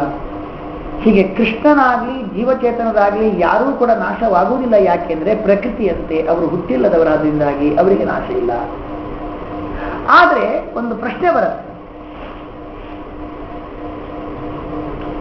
ಪ್ರಕೃತಿಯನ್ನ ಕೆಲವರು ಒಪ್ಪುವುದೇ ಇಲ್ಲ, ಒಪ್ಪಿದ್ರೂ ಕೂಡ ಅದಕ್ಕೆ ಹುಟ್ಟು ಇಲ್ಲ, ನಾಶವಿಲ್ಲ ಅಂತ ಯಾರು ಒಪ್ಪುವುದಿಲ್ಲ. ಅವರಿಗೆ ಹೇಗೆ ಕನ್ವಿನ್ಸ್ ಮಾಡ್ತೀರಾ? ಪ್ರಕೃತಿಯನ್ನು ದೃಷ್ಟಾಂತವಾಗಿ ಇಟ್ಕೊಂಡ್ಬಿಟ್ಟು ಜೀವ ಅಥವಾ ಪರಮಾತ್ಮ ಯಾರೂ ಹುಟ್ಟುವುದಿಲ್ಲ, ಪ್ರಕೃತಿ ಹುಟ್ಟಿಲ್ಲ ನೋಡಿ, ಅದಕ್ಕೆ ನಾಶ ಇಲ್ಲ. ಅದರಂತೆ ಪರಮಾತ್ಮ ಜೀವರು ಹುಟ್ಟುವುದಿಲ್ಲ, ಅದಕ್ಕೆ ನಾಶ ಇಲ್ಲ ಅಂದ್ರೆ ಒಪ್ಪುವುದಿಲ್ಲ ಅವರು. ಯಾಕೆ? ನಾವು ಪ್ರಕೃತಿಯೇ ನಮಗೆ ಸಮ್ಮತವಲ್ಲ, ಪ್ರಕೃತಿಯ ಬಗ್ಗೆ ಹುಟ್ಟು ಇಲ್ಲ ನಾಶವಿಲ್ಲ ಎಂದು ನಾವು ನಂಬುವುದಿಲ್ಲ, ಒಪ್ಪುವುದಿಲ್ಲ. ಅಂದ್ರೆ ಒಪ್ಪಿದ್ದವರಿಗೆ ಅದನ್ನು ದೃಷ್ಟಾಂತ ಯಾರು ಒಂದು ದೃಷ್ಟಾಂತ ಕೊಡಬೇಕಾದ್ರೆ ಇಬ್ರೂ ಒಪ್ಪಿರ್ಬೇಕು, ಇಬ್ರೂ ಸಮ್ಮತವಾಗಿರ್ಬೇಕು. ಆದ್ರೆ ಅದು ನಿತ್ಯ ಎಂಬುದನ್ನ ಒಬ್ಬ ವ್ಯಕ್ತಿ ಆ ಪ್ರಕೃತಿ ನಿತ್ಯ ಅಂತ ಒಪ್ಪುವುದಿಲ್ಲ ಅಂತ ಇಟ್ಕೊಳ್ಳೋ, ಅದು ಪ್ರಕೃತಿಯನ್ನೇ ನಾನು ಒಪ್ಪಲ್ಲ. ಪ್ರಕೃತಿಯನ್ನು ಒಪ್ಪಿದ್ರು ಕೂಡ ಅದು ನಿತ್ಯ ಅಂತ ಒಪ್ಪಲ್ಲ, ಅದು ಹುಟ್ಟಿಲ್ಲ ಅಂತ ನಾವು ಒಪ್ಪಲ್ಲ, ಅದಕ್ಕೂ ಹುಟ್ಟುಂಟು ನಾಶ ಇದೆ, ನನಗೆ ಸಮ್ಮತ ಅಲ್ಲ. ಪ್ರಕೃತಿಗೆ ಹುಟ್ಟು ಇಲ್ಲ, ಆದ್ರಿಂದ ಅದಕ್ಕೆ ನಾಶ ಇಲ್ಲ, ನಾನು ಒಪ್ಪೋದಿಲ್ಲ. ಹಾಗಾದ್ರೆ ಪ್ರಕೃತಿಯನ್ನ ಅವನು ಒಪ್ಪುವುದಿಲ್ಲ, ಅದು ನಿತ್ಯ ಅಂತ ಒಪ್ಪುವುದಿಲ್ಲ. ಹಾಗಾಗಿ ಪ್ರಕೃತಿ ಹೇಗೆ ನಿತ್ಯವೋ, ಹುಟ್ಟಿಲ್ಲ ಆದ್ರಿಂದಾಗಿ ನಿತ್ಯವೋ, ಹಾಗೆ ದೇವರು ಮತ್ತೆ ಜೀವರು ಹುಟ್ಟಿಲ್ಲ ಆದ್ರಿಂದಾಗಿ ನಿತ್ಯ ಅಂತ ಹೇಳಿದ್ರೆ ಅದ್ರ ದೃಷ್ಟಾಂತ ಅವನಿಗೆ ಸಮ್ಮತವಾಗಿಲ್ಲ, ಅವನು ಒಪ್ಪಲ್ಲ, ಅದು ನಿತ್ಯ ಅಂತ ಒಪ್ಪಲಿಕ್ಕೆ ತಯಾರಿಲ್ಲ. ಹಾಗೆ ಏನು ಮಾಡಬೇಕು ಅಂತ ಒಂದು ಪ್ರಶ್ನೆ. ಇನ್ನೊಂದಂದ್ರೆ ಪರಮಾತ್ಮನನ್ನ ನಿತ್ಯ ಅಂತ ಯಾರು ನಂಬುತ್ತಾರೆ ಅವರಿಗೆ ಕೃಷ್ಣನನ್ನು ದೃಷ್ಟಾಂತ ಕೊಡಬಹುದು. ಕೃಷ್ಣನಿಗೆ ಹುಟ್ಟಿಲ್ಲ, ಪರಮಾತ್ಮವನು ಅವನಿಗೆ ಹುಟ್ಟಿಲ್ಲ, ಆದ್ರಿಂದಾಗಿ ನಾಶ ಇಲ್ಲ. ಹಾಗೆ ಇತರ ಚೇತನರಿಗೆ ಕೂಡ ಹುಟ್ಟಿಲ್ಲ, ಆದ್ರಿಂದಾಗಿ ಕೃಷ್ಣನಂತೆ ನಾಶ ಇಲ್ಲ. ಅಂದ್ರೆ ಕೃಷ್ಣನನ್ನ ದೇವರು ಅಂತ ನಂಬದೇ ಇದ್ದವರಿಗೆ ಅಲ್ಲಿ ನಿತ್ಯತ್ವ ಅವರಿಗೆ ಕನ್ವಿನ್ಸ್ ಆಗಿಲ್ಲ ಕೃಷ್ಣನಲ್ಲಿ. ಹಾಗಾಗಿ ದೃಷ್ಟಾಂತ ಬೇರೆ ಕೊಡಬೇಕಾಗತ್ತೆ. ಕೃಷ್ಣ ಹೇಗೆ ಹುಟ್ಟಿಲ್ಲದವನಾದ್ರಿಂದಾಗಿ ನಿತ್ಯನೋ ಅದರಂತೆ ಇತರ ಜೀವರಾಶಿಗಳೆಲ್ಲ ಹುಟ್ಟಿಲ್ಲದವರಾದ್ರಿಂದಾಗಿ ನಿತ್ಯ ಅಂತ ಹೇಳಿಕ್ ಬರೋಲ್ಲ. ಕೃಷ್ಣ ನಿತ್ಯ ಅಂತ ಅವರು ಒಪ್ಪೋಲ್ಲ. ಆಗ ಅದಕ್ಕೇನು ಮಾಡಬೇಕು? ಪ್ರಕೃತಿಯನ್ನ ದೃಷ್ಟಾಂತ ಕೊಡಬೇಕು. ಪ್ರಕೃತಿ ಹೇಗೆ ಹುಟ್ಟಿಲ್ಲದ್ರಿಂದಾಗಿ ಅದು ನಿತ್ಯವೋ ಹಾಗೆ ಕೃಷ್ಣನಾಗ್ಲಿ ಜೀವರಾಶಿಗಳಾಗ್ಲಿ ಹುಟ್ಟಿಲ್ಲದ್ರಿಂದಾಗಿ ಅವರು ನಿತ್ಯರು. ಆದರೆ ಅಲ್ಲಿ ಏನಾಯ್ತು? ಈಗ ಪ್ರಕೃತಿಯ ಮೇಲೆ ನಮಗೆ ಅದು ನಿತ್ಯ ಅಂತ ಒಪ್ಪಿದ್ದವರಿಗೆ ಪ್ರಕೃತಿನ ದೃಷ್ಟಾಂತವಾಗಿ ಕೊಡ್ಲಿಕ್ಕೆ ಬರಲ್ಲ ಒಂದು. ಮತ್ತೆ ಕೃಷ್ಣ ನಿತ್ಯ ಅಂತ ಯಾರು ಹೋಗ್ತಾರೆ ಅಂತ ಇಟ್ಕೊಳ್ಳೋಣ, ಅವನು ಈಶ್ವರ ನಿತ್ಯ. ಕೃಷ್ಣ ನಿತ್ಯ, ಈಶ್ವರ ಅವನೊಬ್ಬ ಪರಮಾತ್ಮ. ಹಾಗಾಗಿ ಕೃಷ್ಣ ನಿತ್ಯ ನೀವೇ ಒಪ್ಪಿದ್ರಿ, ಅವನು ಪರಮಾತ್ಮ ಅಂತ. ಅವನು ಹುಟ್ಟಿಲ್ಲ ಅಂತ ಒಪ್ಪಿದ್ದೀರಿ, ಅವನು ಅನಾದಿ ಅಂತ ಒಪ್ತೀರಿ, ಅವನಿಗೆ ಹುಟ್ಟಿಲ್ಲ ಅಂತ ಒಪ್ಪಿದ್ದೀರಿ, ಆದ್ರಿಂದ ಅವನು ನಿತ್ಯ ಅಂತ ಒಪ್ತೀರಿ. ಅವನನ್ನು ನಾವು ದೃಷ್ಟಾಂತ ಇಟ್ಕೊಂಡು ಇತರ ಚೇತನರು ಕೂಡ ಕೃಷ್ಣನಂತೆ ಹುಟ್ಟಿಲ್ಲ ಆದ್ರಿಂದಾಗಿ ಅವರಿಗೆ ನಾಶ ಇಲ್ಲ ಅಂತ ನಾನು ಸಮರ್ಥನೆ ಮಾಡ್ತೇನೆಂದ್ರೆ ಕೃಷ್ಣನನ್ನು ದೃಷ್ಟಾಂತವಾಗಿ ಕೊಡ್ಲಿಕ್ಕಾಗುವುದಿಲ್ಲ. ಕೃಷ್ಣನನ್ನು ಈಶ್ವರ ಅಂತ ನಂಬಿ ಅವರಲ್ಲಿ ಕೃಷ್ಣನಲ್ಲಿ ನಿತ್ಯತ್ವ ಮತ್ತು ಹುಟ್ಟಿಲ್ಲ, ಅವರಿಗೆ ಹುಟ್ಟಿಲ್ಲ, ಪರಮಾತ್ಮನ ನಾಶ ಇಲ್ಲ ಅಂತ ಯಾರು ನಂಬುತ್ತಾರೆ ಅಂಥವರಿಗೂ ಕೂಡ ಕೃಷ್ಣನನ್ನು ದೃಷ್ಟಾಂತವಾಗಿ ಇಟ್ಕೊಂಡ್ಬಿಟ್ಟು ಇತರರಿಗೆ ಹುಟ್ಟಿಲ್ಲ ಆದ್ರಿಂದಾಗಿ ಇತರ ಚೇತನಿಗೆ ನಾಶ ಇಲ್ಲ ಅಂತ ಸಮರ್ಥನೆ ಮಾಡ್ಲಿಕ್ಕಾಗೋಲ್ಲ. ಯಾಕೆ ಅಂದ್ರೆ ಯಾವಾಗಲೂ ದೃಷ್ಟಾಂತ ಕೊಡಬಹುದು. ದೃಷ್ಟಾಂತ ದಾಷ್ಟಾಂತಿಕ. ಈಗ ನಮಗೆ ಏನ್ ಮಾಡ್ಬೇಕಂದ್ರೆ ದಾಷ್ಟಾಂತಿಕ ನಾವೆಲ್ಲರೂ ಚೇತನರು, ಇವ್ರಿಗೇನು ಸಮರ್ಥನೆ ಮಾಡಬೇಕಾಗಿದೆ? ಹುಟ್ಟಿಲ್ಲ ಆದ್ರಿಂದಾಗಿ ನಾಶವಿಲ್ಲ. ಅದಕ್ಕೆ ದೃಷ್ಟಾಂತ ಯಾವುದು? ಕೃಷ್ಣ. ದೃಷ್ಟಾಂತ ದಾಷ್ಟಾಂತಿಕ ಬೇರೆ ಬೇರೆ ಆಗಿರ್ಬೇಕು. ಇಲ್ಲಿ ಕೃಷ್ಣ ದೃಷ್ಟಾಂತ, ದಾಷ್ಟಾಂತಿಕರು ಚೇತನರು. ಕೃಷ್ಣನನ್ನು ದೃಷ್ಟಾಂತವಾಗಿಟ್ಕೊಂಡು ಇತರ ಚೇತನರಲ್ಲಿ ಹುಟ್ಟಿಲ್ಲ ಆದ್ರಿಂದಾಗಿ ನಾಶ ಇಲ್ಲ ಅಂತ ಸಮರ್ಥನೆ ಮಾಡಬೇಕು. ಆದರೆ ದೃಷ್ಟಾಂತ ದಾಷ್ಟಾಂತಿಗಳಲ್ಲಿ ಭೇದ ಇರಬೇಕು, ಆವಾಗ ಮಾತ್ರ ದೃಷ್ಟಾಂತಗಳಿಗೆ ಬರುತ್ತೆ. ಈಗ ನಮಗೇನಾಗಿದೆ? ಈಗ ಜೀವರಲ್ಲಿ ಗೊಂದಲ ಇದೆ. ಅವರು ನಿತ್ಯ ಹೌದೋ ಅಲ್ವೋ ಅಂತ. ಅವರು ನಿತ್ಯ ಹೌದೋ ಅಲ್ವೋ, ಅವ್ರಿಗೆ ಅವರು ನಿತ್ಯ ಹೌದೋ ಅಲ್ವೋ ಒಂದು ಗೊಂದಲ ಇದೆ. ಜೀವರಲ್ಲಿ ಗೊಂದಲ ಇದೆ, ಕೃಷ್ಣನಲ್ಲಿ ಗೊಂದಲ ಇರುತ್ತೆ. ಯಾಕೆ ಗೊತ್ತುಂಟ? ಈಶ್ವರ ಕೃಷ್ಣ ಬೇರೆ ಅಲ್ಲ, ಜೀವ ಬೇರೆ ಅಲ್ಲ. ಜೀವನಿಗಿಂತ ಭಿನ್ನ ಒಬ್ಬ ಕೃಷ್ಣ ಈಶ್ವರ ಇದ್ದಾನೆ, ಪರಮಾತ್ಮ ಇದ್ದಾನೆ ಅಂತ ಕೆಲವರು ಒಪ್ಪುವುದಿಲ್ಲ. ಹಾಗಾಗಿ ಈಗ ನಿಮಗೆ ಜೀವರಲ್ಲಿ ಗೊಂದಲ ಬಂದ್ರೆ ಕೃಷ್ಣನಲ್ಲಿ ಗೊಂದಲ ಬರಲೇಬೇಕು. ಯಾಕೆ? ಕೃಷ್ಣ ಬೇರೆ, ಜೀವ ಬೇರೆ ಅಲ್ಲಲ್ಲ. ಜೀವರಲ್ಲಿ ಸಂಶಯ ಇದ್ರೆ ನಿತ್ಯ ಹೌದೋಲ್ಲ ಅಂತ, ಜೀವರಿಂದ ಅಭಿನ್ನನಾದ ಕೃಷ್ಣನಲ್ಲಿಯೂ ಗೊಂದಲ ಇದೆ. ಅವನು ನಿತ್ಯ ಹೌದಲ್ಲ ಗೊಂದಲ ಇದೆ. ಅಲ್ಲಿ ನಿತ್ಯತ್ವ ಇನ್ನೂ ನಿಶ್ಚಯ ಆಗಿಲ್ಲ. ಹಾಗಾದ್ರೆ ಅವನನ್ನು ದೃಷ್ಟಾಂತವಾಗಿ ಕೊಡ್ಲಿಕ್ಕೆ ಬರೋಲ್ಲ. ಜೀವರಲ್ಲಿ ಗೊಂದಲ ಇದ್ರೆ ಜೀವ ಬೇರೆ ಕೃಷ್ಣ ಬೇರೆ ಅಲ್ಲಲ್ರಿ. ಹಾಗಾಗಿ ಜೀವರಲ್ಲಿ ಗೊಂದಲ ಇದ್ರೆ ಕೃಷ್ಣನಲ್ಲಿ ಗೊಂದಲ ಇದೆ. ಅವನಿಗೆ ನಿತ್ಯತ್ವ ಉಂಟೋ ಇಲ್ಲೋ ಒಂದು ಗೊಂದಲ ಇದೆ. ಜೀವರಲ್ಲಿ ಉಂಟೋ ಇಲ್ಲೋ ಗೊಂದಲ ಉಂಟು, ಇನ್ನು ನಿಶ್ಚಯ ಆಗಿಲ್ಲ. ಜೀವರಂತೆ ಕೃಷ್ಣ, ಜೀವರಿಗೂ ಕೃಷ್ಣನಿಗೆ ಏನು ಭೇದ ಇಲ್ಲ ಅಂದ್ರೆ ಅವನಲ್ಲಿ ನಿತ್ಯತ್ವ ನಿಶ್ಚಯ ಆಗುದಿಲ್ಲ. ಹಾಗಾಗಿ ಅವನನ್ನು ದೃಷ್ಟಾಂತವಾಗಿ ಇಟ್ಕೊಂಡ್ಬಿಟ್ಟು ಅವನಿಗೆ ಹುಟ್ಟಿಲ್ಲ ಆದ್ರಿಂದಾಗಿ ಅವನು ಹೇಗೆ ನಿತ್ಯನೋ ಅದರಂತೆ ಜೀವನ ಕೂಡ ಹುಟ್ಟಿಲ್ಲ ಆದ್ರೆ ನಿತ್ಯ ಅಂತ ತೀರ್ಮಾನ ಮಾಡಲಿಕ್ಕೆ ಜೀವರಲ್ಲಿಯೂ ಸಂಶಯ ಇದೆ, ಗೊಂದಲ ಇದೆ, ನಿತ್ಯತ್ವ ಉಂಟು ಇಲ್ಲೋ ಅಂತ. ಕೃಷ್ಣ ಜೀವರಿಗಿಂತ ಭಿನ್ನನಲ್ಲ ಅಂತ ಕೆಲವರು ಹೇಳ್ತಾರೆ. ಅದರಿಂದಾಗಿ ಅವನಲ್ಲಿಯೂ ಗೊಂದಲ ಇದೆ, ನಿತ್ಯತ್ವ ಉಂಟು ಇಲ್ಲ. ನಿತ್ಯತ್ವ ನಿಶ್ಚಯ ಆಗಿಲ್ಲ. ನಿತ್ಯತ್ವ ನಿಶ್ಚಯ ಆದ್ರೆ ಅವನು ದೃಷ್ಟಾಂತವಾಗಿ ಇಟ್ಕೊಂಡು ಇತರ ಚೇತನ ಮಾಡಬಹುದು. ಏನ್ ಮಾಡ್ಬೇಕೀಗ? ಅದಕ್ಕೆ ಯಾವುದು ಬೇಡ, ಬೇರೆನೇ ಹೇಳ್ತೀವಿ. ನಿಮಗೆ ಯಾವುದಕ್ಕೂ ಹುಟ್ಟಿಲ್ವೋ ಅದಕ್ಕೆ ನಾಶ ಇಲ್ಲ ಎಂಬುದಕ್ಕೆ ನಿಮಗೆ ಸಿಕ್ಕಾಪಟ್ಟೆ ದೃಷ್ಟಾಂತ ಕೊಡ್ತೇವೆ ಅಂತ ಕೃಷ್ಣ ಹೇಳ್ತಾರೆ. ಅದೆಲ್ಲ ಬಿಟ್ಬಿಡ್ರಿ, ಪ್ರಕೃತಿ ಬಿಟ್ಬಿಡ್ರಿ. ಕೃಷ್ಣರಿಗೆ ಇತರ ಚೇತನರಿಗೆ ಹುಟ್ಟಿಲ್ಲ ಆದ್ರಿಂದಾಗಿ ನಾಶ ಇಲ್ಲ ಅಂತ ಸಮರ್ಥನೆ ಮಾಡಲಿಕ್ಕೆ ಪ್ರಕೃತಿ ಬೇಡಿ. ನೀವು ಪ್ರಕೃತಿಯನ್ನು ಒಪ್ಪೋದಿಲ್ಲ, ಪ್ರಕೃತಿ ನಿತ್ಯತ್ವ ಒಪ್ಪೋದಿಲ್ಲ. ಇನ್ನು ಕೆಲವರು ಕೃಷ್ಣ ಪರಮಾತ್ಮ ಒಂದೇ ಅಂತ ಕೃಷ್ಣನನ್ನು ದೃಷ್ಟಾಂತವಾಗಿ ಇಟ್ಕೊಳ್ಳಿಕ್ಕೆ ಬರೋದಿಲ್ಲ. ಎಲ್ಲ ಗೊಂದಲ ಆಯ್ತು. ಅದಕ್ಕೆ ನಾವು ಬೇರೆನೇ ದೃಷ್ಟಾಂತ ಕೊಡ್ತೇವೆ. ಏನಂತ? ಈಗ ಎಲ್ಲರೂ ಕೃಷ್ಣನ ಬಗ್ಗೆಯೂ ನಮಗೆ ಗೊಂದಲ ಇದೆ, ಜೀವರ ಬಗ್ಗೆಯೂ ಗೊಂದಲ ಇದೆ, ಅವರು ನಿತ್ಯ ಹೌದಲ್ಲೋ ಅಂತ. ಹಾಗಾಗಿ ಆ ಗೊಂದಲದಲ್ಲಿ ಇರುವಂತ ಕೃಷ್ಣನ ದೃಷ್ಟಾಂತವಾಗಿ ಕೊಡ್ಲಿಕ್ಕೆ ಬರಲ್ಲ. ಪ್ರಕೃತಿಯನ್ನು ನಾವು ನಂಬಲ್ಲ, ಅದು ನಿತ್ಯ ನಾವು ನಂಬಲ್ಲ, ಅಲ್ಲಿ ಗೊಂದಲ ಇದೆ, ಅದನ್ನು ದೃಷ್ಟಾಂತ ಕೊಡ್ಲಿಕ್ಕೆ ಬರಲ್ಲ. ಹಾಗಾಗಿ ಈ ಬಡಪಾಯಿ ಜೀವರಾಶಿಗಳಾಗಲಿ ಕೃಷ್ಣನಾಗಿ ಹುಟ್ಟಿಲ್ಲವುದಾರು ಅದರಿಂದಾಗಿ ನಾಶ ಇಲ್ಲ ಅಂತ ಸಮರ್ಥನೆ ಮಾಡೋದು ಹೇಗೆ ಅಂದ್ರೆ ಅದಕ್ಕೆ ಮೂರನೇದು ಉಂಟ್ರಿ. ಮೂರನೇ ದೃಷ್ಟಾಂತ ಉಂಟು. ಈಶ್ವರನೂ ಬೇಡ, ಪ್ರಕೃತಿಯೂ ಬೇಡ, ಆದರೆ ಉಂಟು ಕಾಲ, ಆಕಾಶ, ವರ್ಣ, ಅಕ್ಷರ. ಕಾಲ, ಆಕಾಶ, ಅಕ್ಷರಗಳೇನಿದೆ ಇದು ಎಲ್ಲಾ ಕಡೆಯಲ್ಲಿದೆ. ಅವಿನಾಶಿತಿ ತದ್ವಿದ್ಧಿ ಏನ ಸರ್ವಮಿದಂ ತತಂ. ಸರ್ವಮಿದಂ ತತಂ, ಯಾವುದರಿಂದ ಎಲ್ಲವೂ ವ್ಯಾಪಿಸಿದೋ, ಯಾವ ಪದಾರ್ಥ ಎಲ್ಲಾ ಕಡೆಯಲ್ಲಿ ಇದೆಯೋ ಅದು ಎಲ್ಲವೂ ವಿನಾಶ ಇಲ್ಲದ್ದು. ಅದಕ್ಕೆ ಹುಟ್ಟು ಇಲ್ಲ, ಅದಕ್ಕೆ ನಾಶವೂ ಇಲ್ಲ. ಫಾರ್ ಎಕ್ಸಾಂಪಲ್ ವರ್ಣ.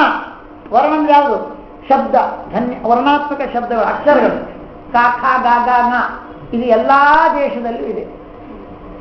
ಅದು ವರ್ಣ ಎಂದು ಎಲ್ಲಾ ಕಡೆಯಲ್ಲೂ ವ್ಯಾಪಿಸಿಬಿಟ್ಟಿದೆ. ಇಂಡಿಯಾದಲ್ಲೂ ಇದೆ, ರಷ್ಯಾದಲ್ಲೂ ಇದೆ, ಅಮೇರಿಕನ್ ಎಲ್ಲ ಇದೆ, ಎಲ್ಲಾ ಕಡೆಯಲ್ಲೂ ಇದೆ ಅದು ವರ್ಣ. ವರ್ಣ ಎಂಬುದು ವರ್ಣಾತ್ಮಕ ಶಬ್ದ ಎಲ್ಲಾ ಕಡೆಯಲ್ಲಿ ವ್ಯಾಪಿಸಿದೆ, ಸರ್ವಗತ. ಹಾಗೆ ಕಾಲ ಎಲ್ಲ ಕಡೆಯಲ್ಲಿದೆ. ಏನ್ರಿ, ಗುಲ್ಬರ್ಗದಲ್ಲಿ ಮಾತ್ರ ಕಾಲ ಇರೋದು, ಅಮೆರಿಕದಲ್ಲಿ ಕಾಲ ಇಲ್ಲ ಅಂತ ಹೇಳಿಕ್ಕೆ ಬರುತ್ತೆ? ಕಾಲ ಎಲ್ಲ ಕಡೆಯಲ್ಲಿ, ಇಲ್ಲೂ ಇದೆ, ಎಲ್ಲ ಕಡೆಯಲ್ಲೂ ಇದೆ ಕಾಲ. ಕಾಲ ಇಲ್ಲದಿದ್ದಂಥ ದೇಶವೇ ಇಲ್ಲ. ಕಾಲವೂ ಸರ್ವಗತ, ಎಲ್ಲಾ ಕಾಲದಲ್ಲಿಯೂ ಎಲ್ಲಾ ದೇಶದಲ್ಲಿಯೂ ಕಾಲ ಇದೆ. ಇದೆ, ಈ ಕಾಲದಲ್ಲಿ ಕಾಲ ಇಲ್ಲ ಅಂದ್ರೆ ಈ ಕಾಲದಲ್ಲಿರುವ ಕಾಲ ಉಂಟಲ್ಲ ಅಲ್ಲಿ. ಹಾಗಾಗಿ ಎಲ್ಲಾ ದೇಶದಲ್ಲಿಯೂ ಎಲ್ಲಾ ಕಾಲದಲ್ಲಿ ಕಾಲ ಇದೆ. ವರ್ಣವೂ ಅಷ್ಟೇ, ಎಲ್ಲಾ ದೇಶದಲ್ಲಿ ಎಲ್ಲಾ ಕಾಲದಲ್ಲಿ ವರ್ಣ ಇದೆ, ಅದೂ ಸರ್ವಗತ. ಎಲ್ಲಾ ದೇಶದಲ್ಲಿ ಎಲ್ಲಾ ಕಾಲದಲ್ಲಿ ವರ್ಣ ಅಕ್ಷರ ಮಾಲಿನ್ಯ ಇದೆ. ಎಲ್ಲಾ ದೇಶದಲ್ಲಿ ಎಲ್ಲಾ ಕಾಲದಲ್ಲಿ ಕಾಲ ಇದೆ. ಹಾಗೆ ಆಕಾಶ ಇದ್ದಿದ್ದ ಸ್ಥಳ ಯಾವುದಿದೆ? ಆಕಾಶ ಎಲ್ಲ ಕಡೆಯಲ್ಲಿದೆ. ಅವ್ಯಾಕೃತ ಆಕಾಶ ಎಂದು ಎಲ್ಲ ಕಡೆಯಲ್ಲಿದೆ. ನೀವು ಅವ್ಯಾಕೃತ ಆಕಾಶ ಇಲ್ಲಿಲ್ಲ, ಅಲ್ಲಿ ಗೋಡೆಯಲ್ಲಿದೆ ಅಂತ. ಇಲ್ಲಿದೆ ಆಕಾಶ, ಗೋಡೆಯಲ್ಲಿ. ಅಲ್ಲ, ಗೋಡೆ ಇರಬೇಕಾದ್ರೆ ಒಂದು ಆಕಾಶ ಇರಲೇಬೇಕು, ಅವಕಾಶವೇ ಆಕಾಶ. ಗೋಡೆ ಇರಬೇಕಾದ್ರೆ ಒಂದು ಅವಕಾಶ ಬೇಕೋ ಇಡೋ, ಅದು ಒಂದು ಆಕಾಶ. ಅಲ್ಲಿ ಗೋಡೆಯಲ್ಲಿ ಆಕಾಶ ಇದೆ, ಇಲ್ಲಂದ್ರೆ ಅಲ್ಲಿ ಗೋಡೆ ಅಲ್ಲಿ ಇರ್ಲಿಕ್ಕೆ ಸಾಧ್ಯ ಇಲ್ಲ. ಹಾಗಾದರೆ ಸರ್ವತ್ರ ಅವ್ಯಾಕೃತ ಆಕಾಶ ಎಲ್ಲೋ ಕಡೆಯಲ್ಲಿದೆ. ಹಾಗೆ ವರ್ಣ ಅಕ್ಷರಮಾಲಿಕೆ ಎಲ್ಲಾ ಕಡೆಯಲ್ಲಿದೆ. ಹಾಗೆ ಕಾಲ ಎಂದು ಎಲ್ಲ ಕಡೆಯಲ್ಲಿದೆ. ಈ ಮೂರು ದೃಷ್ಟಾಂತ. ಇದು ಸರ್ವಗತವಾದ್ದರಿಂದಾಗಿ ಇದು ಅವಿನಾಶಿ, ಇದಕ್ಕೆ ನಾಶವೇ ಇಲ್ಲ. ಹಾಗಾದರೆ ಸರ್ವಗತವಾದ್ದರಿಂದಾಗಿ ನಾಶ ಇಲ್ಲ. ಹಾಗೆ ಹೇಗೆ ಈ ವರ್ಣ, ಆಕಾಶ, ಅವ್ಯಾಕೃತ ಆಕಾಶ, ಕಾಲಗಳು ಯಾವ ರೀತಿಯಲ್ಲಿ ಅದಕ್ಕೆ ಹುಟ್ಟಿಲ್ಲ, ಅದರಿಂದಾಗಿ ಅಖಂಡ ಕಾಲ ತಗೊಳ್ಬೇಕು. ಅಖಂಡ ಕಾಲಕ್ಕೆ, ಅಖಂಡ ವರ್ಣಕ್ಕೆ, ಮತ್ತೆ ಅವ್ಯಾಕೃತ ಆಕಾಶಕ್ಕೆ ಹುಟ್ಟಿಲ್ಲ, ಅದಕ್ಕೆ ಸ್ವರೂಪಕ್ಕೆ ಹುಟ್ಟಿಲ್ಲ. ಹಾಗೆಂದಾಗಿ ಅದು ಸರ್ವಗತವಾದದ್ದು, ಅದಕ್ಕೆ ನಾಶವೂ ಇಲ್ಲ. ಹಾಗೆ ಈ ಕೃಷ್ಣನಾಗಲಿ ಅಂದರೆ ಪರಮಾತ್ಮನಾಗಲಿ ಅಥವಾ ಈ ಜೀವನಾಗಲಿ ಹುಟ್ಟಿಲ್ಲದವನಾದ್ರಿಂದಾಗಿ ನಾಶ ಇಲ್ಲ. ಸರ್ವತ್ರ ವ್ಯಾಪ್ತವಾದ ವರ್ಣಕ್ಕಾಗಲಿ ಅವ್ಯಾಕೃತ ಆಕಾಶಕ್ಕಾಗಲಿ, ಯಾಕಂದ್ರೆ ಈ ಭೂತಾಕಾಶ ಒಂದು ಬೇರೆ, ಅವ್ಯಾಕೃತ ಬ್ರಹ್ಮಾಂಡದ ಹೊರಗೂ ಇರುತ್ತೆ ಅಂತ. ಅವ್ಯಾಕೃತ ಭೂತಾಕಾಶ ಆ ಬ್ರಹ್ಮಾಂಡದ ಒಂದು ಪರಿಧಿ ಮಾತ್ರ ಇರುತ್ತೆ ಆವರಣ ರೂಪದಲ್ಲಿ. ಅದು ಎಲ್ಲಾ ಕಡೆಯಲ್ಲಿ, ಬ್ರಹ್ಮಾಂಡದೊಳಗೆ ಎಲ್ಲಾ ಕಡೆಯಲ್ಲಿ ಇಲ್ಲ. ಅವ್ಯಾಕೃತ ಆಕಾಶ ಇದೆಯಲ್ಲ, ಅದೇ ನಮ್ಮ ಎರಡು ಆಕಾಶ ಇದೆ. ಆ ಅವ್ಯಾಕೃತ ಆಕಾಶ ಪಂಚಭೂತದಲ್ಲಿ ಸೇರೋದಿಲ್ಲ, ಅದು ಬೇರೆನೇ. ಅದು ಬ್ರಹ್ಮಾಂಡದ ಹೊರಗೂ ಎಲ್ಲಾ ಕಡೆಯಲ್ಲಿ ಇದೆ. ಅದಕ್ಕೂ ಅದು ಸರ್ವಗತ, ಕಾಲವೂ ಸರ್ವಗತ, ವರ್ಣಮಾಲೆಯೂ ಸರ್ವಗತ. ಇದೆಲ್ಲವೂ ಕೂಡ ಹುಟ್ಟಿಲ್ಲ. ಅದರಿಂದ ಅದಕ್ಕೆ ನಾಶ ಇಲ್ಲ. ಅವಿನಾಶ್ಯ, ಅದಕ್ಕೆ ಯಾವ ಗೊಂದಲವಿಲ್ಲ. ಅದರಂತೆ ಈ ಜೀವರಾಶಿಗಳಿಗೂ ಪರಮಾತ್ಮನು ಕೂಡ ಹುಟ್ಟಿಲ್ಲದವನಾದ್ರಿಂದಾಗಿ ನಾಶ ಇಲ್ಲ. ಸರಿ ಹೋಯ್ತ್ರಿ. ಅಲ್ಲಯ್ಯ, ಒಂದು ಕೆಲಸ ಹೌದ್ರಿ, ಇದು ಅವಿನಾಶಿ. ಅವಿನಾಶಿ ತುಶಬ್ದೋ ಅವಧಾರಣೆ ಅವಿನಾಶೇವ. ಇದಕ್ಕೆ ಸರ್ವಾತ್ಮನ ವಿನಾಶ ಇಲ್ಲ, ಸಂಶಯ ಪಡಬೇಡಿ. ಅಲ್ಲ ಇರಿ, ಅವಿನಾಶಿ ಎಂಬ ಶಬ್ದ ಹಾಕಿದ್ವಿ. ಅಲ್ಲಿ ಶಿ ಅಂದ್ರೆ ನಿನಿ ಪ್ರತ್ಯಯ, ಅಂದ್ರೆ ಏನರ್ಥ? ಸ್ವಭಾವ. ಅದು ಅವಿನಾಶ ಸ್ವಭಾವ. ಅದರ ಸ್ವಭಾವ ಎಂತ? ಅದು ವಿನಾಶ ಆಗುವ ಸ್ವಭಾವ ಅಲ್ಲ, ಅವಿನಾಶ ಸ್ವಭಾವ. ಸ್ವಭಾವವೇನೋ ಅವಿನಾಶ, ವಿನಾಶ ಆಗುವ ಸ್ವಭಾವ ಅಲ್ಲ. ಆದರೆ ಒಂದು ಸ್ವಭಾವತಃ ಅದು ವಿನಾಶ ಆಗುವುದಿಲ್ಲ, ಸ್ವಾಭಾವಿಕವಾಗಿ ಅದಕ್ಕೆ ವಿನಾಶ ಇಲ್ಲ. ಯಾಕಂದ್ರೆ ಅವಿನಾಶಿ ಅಂತ ನಿನಿ ಪ್ರತ್ಯಯ, ಅದು ಈ ಅಂದ್ರೆ ನಿನಿ ಪ್ರತ್ಯಯ, ಅದಕ್ಕೆ ಸ್ವಭಾವ ಸೂಚನೆ ಮಾಡುತ್ತೆ. ವಿನಾಶದ ಸ್ವಭಾವ ಇಲ್ರಿ. ಆದರೆ ಒಂದು ಯಾರಾದರೂ ಸ್ವಭಾವತಃ ಅದು ವಿನಾಶವಾಗದಿದ್ರೂ ಕೂಡ ಯಾವುದೋ ಒಂದು ಕಾರಣದಿಂದ ಅದು ನಾಶ ಆಗ್ಬೋದಲ್ಲ. ಸ್ವಾಭಾವಿಕವಾಗಿ ನಾಶ ಇದ್ದಿದ್ದು ಕೂಡ ನೈಮಿತ್ತಿಕವಾಗಿ ಅದು ನಾಶ ಆಗ್ಬೋದು. ಏನೋ ಬಲವತ್ತರವಾದಂಥ ಕಾರಣದಿಂದ ನಾಶ ಆಗ್ಬೋದಲ್ಲ.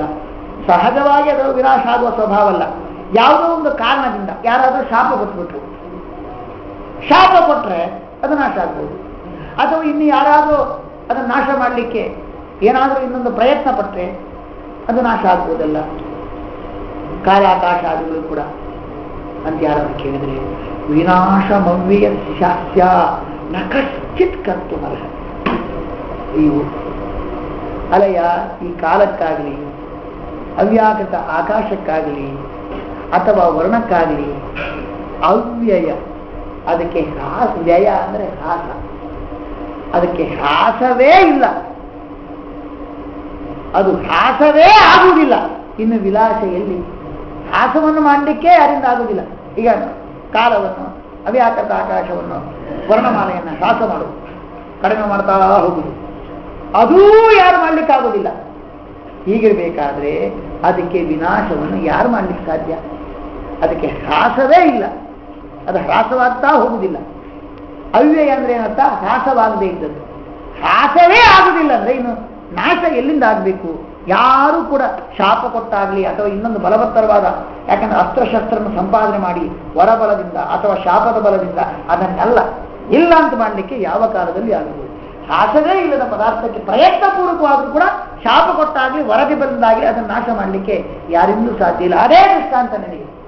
ಅದು ಹುಟ್ಟಿಲ್ಲ, ಅದು ಯಾಕಂತ ಆಕಾಶ, ಕಾಲ ಹುಟ್ಟಿಲ್ಲ, ಮತ್ತೆ ಯಾವುದು ಹುಟ್ಟಿಲ್ಲ, ವರ್ಣಮಾಲೆ ಹುಟ್ಟಿಲ್ಲ, ಅದು ನಾಶವಾಗುತ್ತಿಲ್ಲ. ಹಾಗೆ ಕೃಷ್ಣ ಇತರ ಚೇತನರು ಕೂಡ ಅವರು ಹುಟ್ಟಿಲ್ಲ, ನಾನು ಆಗಲಿ ಅಥವಾ ಈ ಜೀವಚೇತನರಾಗಲಿ ಯಾರೂ ಹುಟ್ಟಿಲ್ಲ. ಹುಟ್ಟಿಲ್ಲದಕ್ಕೆ ನಾಶ ಇಲ್ಲ. ವರ್ಣಮಾಲೆಯಂತೆ, ಅವ್ಯಾಕೃತ ಆಕಾಶದಂತೆ ಅಥವಾ ಕಾಲದಂತೆ. ಏನ್ರಿ ಹೀಗೆ ಹೇಳ್ತೀರಾ? ಕಾಲ ಹುಟ್ಟುವುದಿಲ್ವಾ? ಕಾಲ ನಾಶ ಆಗುವುದಿಲ್ವಾ? ಆಗತ್ತಲ್ಲ. ಆಯ್ತಲ್ಲ, ಈಗ ಸ್ವಾಮಿಗಳೇ ನಿಮ್ಮ ಕಾಲ ಮುಗೀತು, ಪ್ರವಚನ ಕಾಲ ಮುಗೀತೆ, ಕಾಲ ಹುಟ್ಟಿತು, ನಾನು ಪ್ರವಚನ ಮಾಡುವ ಪ್ರವಚನ ಕಾಲ ಹುಟ್ಟಿತು, ಪ್ರವಚನ ಮುಗಿಸಿದ್ದಂತ ಪ್ರವಚನ ಕಾಲ ಹೋಯ್ತು, ಮತ್ತೆ ಕಾಲ ಹುಡುದಲ್ಲ, ಕಾಲ ನಾಶ ಆಗತ್ತಲ್ಲ. ನಾಶ ಇಲ್ಲ ಅಂತ ಹೇಗೆ ಹೇಳ್ತೀರಂದ್ರೆ, ಹೌದ್ರಿ, ಕಾಲದಲ್ಲಿ ಅಖಂಡ ಕಾಲ ಅಂತೀರಿ. ಕಾಲದ ಅಂಶ ಬೇರೆ, ಅಖಂಡ ಕಾಲ ಬೇರೆ. ಅಖಂಡ ಮಹಾಕಾಲ ಇದೆ, ಅದು ಹುಟ್ಟುವುದಿಲ್ಲ, ನಾಶವಾಗುವುದಿಲ್ಲ. ಆದರೆ 1 ಗಂಟೆ, 5 ನಿಮಿಷ, 1 ಕ್ಷಣ, ಕ್ಷಣಲವ, ಕಾಲದ ಅವಯವ ಇದೆ, ಕಾಲದ ಅಂಶಗಳಿದೆ. 1 ಕ್ಷಣ, ಮುಹೂರ್ತ, ಕಾಷ್ಟ ಎಲ್ಲ ಇದೆ. ಕ್ಷಣ, ಮುಹೂರ್ತ, ಕಾಷ್ಟ, ಅದರ ಕಾಲದ ಒಂದು ಅವಯವ ವಿಶೇಷಗಳು, ಕಾಲದ ಭಾಗಗಳು. ಕಾಲದ ಭಾಗ ಹುಟ್ಟುತ್ತೆ ನೋಡಿ. ಈಗ 1 ಕ್ಷಣ, ಈಗ 1 ಕ್ಷಣ 5 ನಿಮಿಷ ಹುಡ್ತು, 5 ನಿಮಿಷ ಹುಡ್ತು ಇಲ್ಲ, ಯಾಕೆಂದ್ರೆ 55 ಆಯ್ತು, 7:55 ಆಗಿದೆ.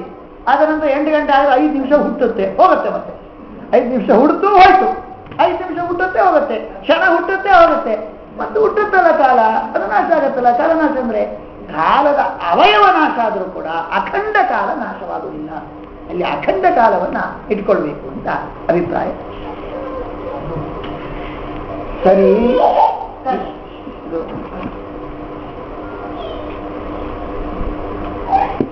ಇಷ್ಟಾದ ನಂತರ ಇನ್ನೂ ಒಂದು ವಿಷಯ ಇದಕ್ಕೆ ಹೇಳಲಿಕ್ಕೆ ಬರುತ್ತೆ. ಇದಕ್ಕೆ ಅರ್ಥ ಏನಂದ್ರೆ ನೋಡಿ, ಈ ಕೃಷ್ಣ ಈಗ ನೀನು ಏನು ಹೇಳಿದೀಯ ಅಂದ್ರೆ, ನನಗೊಂದು ವಿಷಯ ಈಗ ಬೇಕಾಗಿದೆ, ಮತ್ತೇನಲ್ಲ. ಈ ನೀನು ಆತ್ಮನಿತ್ಯ,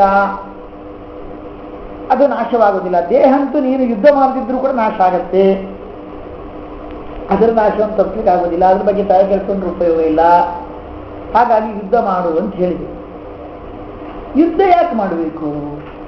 ರಾಜ್ಯಕ್ಕೋಸ್ಕರ. ನನಗೆ ರಾಜ್ಯದ ಆಸೆ ಇಲ್ಲ ಅಂತ ಹೇಳಿಲ್ವಾ? ಈಗ ಮತ್ತೆ ಪ್ರಾಬ್ಲಮ್ ಒಂದೇ ಉಂಟು. ಅದೆಲ್ಲ ಸರಿ, ಯಾವಕ್ಕೋಸ್ಕರ ಯುದ್ಧ ಮಾಡ್ಬೇಕಯ್ಯ? ರಾಜ್ಯದ ಆಸೆಯಿಂದ. ರಾಜ್ಯದ ಆಸೆ ಇಲ್ಲ ಅಂತ ಹೇಳಿದ್ದಲ್ವ ನಾನು, ಮತ್ತೆ ಯಾಕೆ ಯುದ್ಧ ಮಾಡಬೇಕು? ನಿಷ್ಫಲವಾದದ್ದು, ಯಾಕೆ ಯುದ್ಧ ಮಾಡಬೇಕು? ಆತ್ಮನಾಶ ಆಗ್ತಾನೆ ಎಂಬ ಭಯದಿಂದ ಯುದ್ಧ ಮಾಡಬಾರ್ದು ಅಂತ ಹೇಳಿದ್ರೆ ಆತ್ಮನಾಶ ಆಗೋದಿಲ್ಲ, ಅದಕ್ಕೆ ಯುದ್ಧ ಮಾಡ್ಬೇಕಂತ ಆಯ್ತು. ಪ್ರಯೋಜನ ಏನಂತ ಪ್ರಶ್ನೆ. ನನಗೆ ಯಾವ ಹಾನಿ ಇಲ್ಲ, ಯುದ್ಧದಿಂದ ಹಾನಿ ಇಲ್ಲ, ಆದ್ರೆ ಬೆನಿಫಿಟ್ ಏನಂತ ಕೇಳ್ತೇನೆ. ಯಾಕೆ ಮಾಡಬೇಕು? ಯುದ್ಧ ಮಾಡಪ್ಪ, ತೊಂದರೆ ಏನಾಗೋದಿಲ್ಲ ನನಗೆ, ಅದು ಹೌದು, ತೊಂದರೆ ಏನಿಲ್ಲ, ಆತ್ಮನಾಶ ಆಗುದಿಲ್ಲ, ಅದೇನು ತೊಂದರೆ ಇಲ್ಲ. ಆದ್ರೆ ಏನು ಪ್ರಯೋಜನ ಅಂತ ಆಗ್ಬೇಕಲ್ಲ. ಅಲ್ಲ, ನಾನು ರಾಜ್ಯದ ಸಿಗುತ್ತೆ ಅಂತ ಹೇಳಿಲ್ವ ನಿನಗೆ? ನನಗೆ ರಾಜ್ಯದ ಆಸೆ ಇಲ್ಲ ಅಂತ ಹೇಳಿದ್ದಲ್ವ ನಾನು.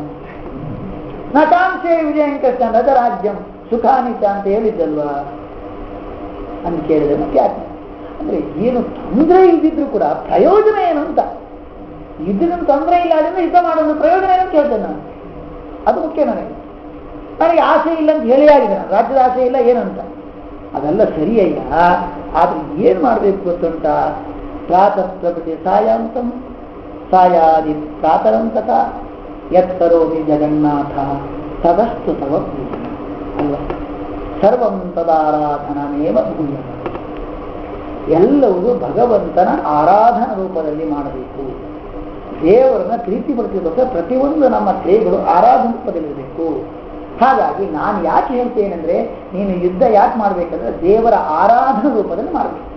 ದೇವರಿಗೆ ಪ್ರೀತಿಗೋಸ್ಕರ ಅದನ್ನು ಆರಾಧನಾ ರೂಪದಲ್ಲಿ, ರಾಜ್ಯದ ಆಸೆಗೋಸ್ಕರ ಮಾಡುವಂತ ನಿನಗೆ ಆಸೆ ಇಲ್ಲ, ಅದಕ್ಕೋಸ್ಕರ ಬೇಡ ಅಂದ್ರೆ ಬೇಡ, ಇದೇ ಇರ್ಬೋದು.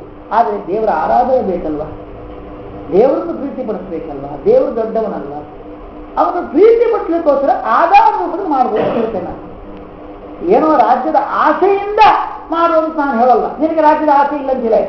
ಆದರೆ ದೇವರ ಆರಾಧನೆ ಮಾಡು. ಯುದ್ಧ ಯಾಕೆ ಮಾಡಬೇಕು? ದೇವರ ಆರಾಧನೆ ಮಾಡಬೇಕಾಗಿ, ದೇವರ ಪ್ರೀತಿಗೋಸ್ಕರ ಆರಾಧನೆ ಮಾಡು ಅಂತ ಹೇಳ್ತೇನೆ. ನಿನಗೆ ರಾಜ್ಯದ ಮೇಲೆ ಪ್ರೀತಿ ಇಲ್ಲದೆ ಇರ್ಬೋದು, ದೇವರ ಮೇಲೆ ಪ್ರೀತಿ ಇಲ್ವಾ? ದೇವರ ಪ್ರೀತಿ ಬೇಕೋ ಬೇಡ ನಿನಗೆ, ಅದಕ್ಕೋಸ್ಕರ ಅವನ ಆರಾಧನಾ ಪುಲಿ ಯುದ್ಧ ಮಾಡೋದು ನಾನು ಹೇಳ್ತೇನೆ ಅಂತ ಕೃಷ್ಣ ಹೇಳಿದ್ರೆ, ಅದಕ್ಕೆ ಅವನು ಹೇಳ್ತಾನಯ್ಯ, ಆರಾಧನೆ ನಾನು ದೇವ್ರದ್ದು ಮಾಡ್ಬೇಕಾದ್ರೆ ನನಗೂ ದೇವರಿಗೆ ವ್ಯತ್ಯಾಸ ಬೇಕೋ ಬೇಡ? ಅವನು ದೊಡ್ಡವಾದ ಪೂಜೆ ಮಾಡ್ಬೇಕು ನಾನು, ನನಗೂ ದೇವರಿಗೆ ಏನು ವ್ಯತ್ಯಾಸ ಉಂಟು? ಏನು ವ್ಯತ್ಯಾಸ ಇದ್ದರೆ ನನಗೂ ದೇವರಿಗೂ? ನಾನು ಯಾಕೆ ದೇವ್ರನ್ನ ಆರಾಧನೆ ಮಾಡಬೇಕು? ಅವನು ದೊಡ್ಡವಾದ್ರೆ ನಾನು ಆರಾಧನೆ ಮಾಡಬೇಕು. ಅದಕ್ಕೆ ಮೊದಲನೇ ಶ್ಲೋಕದಲ್ಲಿ ನತ್ತೇವಾಹಂ ಜಾತು ನಾಸಂ ತೂ ಶಬ್ದದಲ್ಲಿ ಹೇಳಿದ್ದಾರೆ, ವಿಶೇಷ ಉಂಟು ಜೀವನಿಗಿಂತ ಪರಮಾತ್ಮನಿಗೆ ಅಂತ. ಇಲ್ಲೂ ಕೂಡ ಅವಿನಾಶಿತು ತದ್ವಿಧಿ ಏನ ಸರ್ವ ನಿರಂತಕಂ. ಅವಿನಾಶಿತು, ಆ ತು ಶಬ್ದ ಒಂದು ವಿಶೇಷ. ದೇವರು ಅವಿನಾಶಿತು ತದ್ವಿಧಿ ಏನ ಸರ್ವ ನಿರಂತಕಂ. ದೇವರಿಗೂ ನನಗೂ ಏನು ವ್ಯತ್ಯಾಸ ಇಲ್ಲ, ವಿಶೇಷ ಇಲ್ಲ. ಅವನೇ ನನಗಿಂತ ದೊಡ್ಡವನಂತಾದ್ರೆ ಏನಾದರೂ ವಿಶೇಷ ಇರಬೇಕು, ಏನೂ ಇಲ್ಲ. ಹಾಗಾಗಿ ನಾನು ಅವನ ಆರಾಧಕನಾಗಬೇಕು, ಅವನು ಮಾತ್ರ ಆರಾಧ್ಯನಾಗಬೇಕು. ಅವನ ಆರಾಧನಾ ರೂಪದಲ್ಲಿ ಜೀವನಾದ ನಾನು ಯಾಕೆ ಪೂಜೆ ಮಾಡಬೇಕು? ನನಗೂ ಅವನಿಗೆ ಏನು ವ್ಯತ್ಯಾಸ, ನನ್ನನಿಗಿಂತ ಅವನಲ್ಲಿ ಏನು ವಿಶೇಷ ಇದೆ ಎಂಬ ಜಿಜ್ಞಾಸೆ ಸಹಜವಾಗಿ ಬರ್ತಾ ಇದೆ. ಅದಕ್ಕೆ ಕೃಷ್ಣ ಹೇಳ್ತಾನೆ ಉಂಟಪ್ಪ, ಅವಿನಾಶಿತಿ ತದ್ವಿಧಿ ಏನ ಸರ್ವಮಿದಂ ತತಂ. ಈ ಕೃಷ್ಣ ಇದ್ದಾನಲ್ಲ ಅಂದ್ರೆ ನಾನೇ. ಅವಿನಾಶಿತು ತದ್ವಿಧಿ ಏನ ಸರ್ವಮಿದಂ ತತಂ. ಭಗವಂತ ಮೂರನ್ನು ವ್ಯಾಪಿಸಿದ್ದಾನೆ.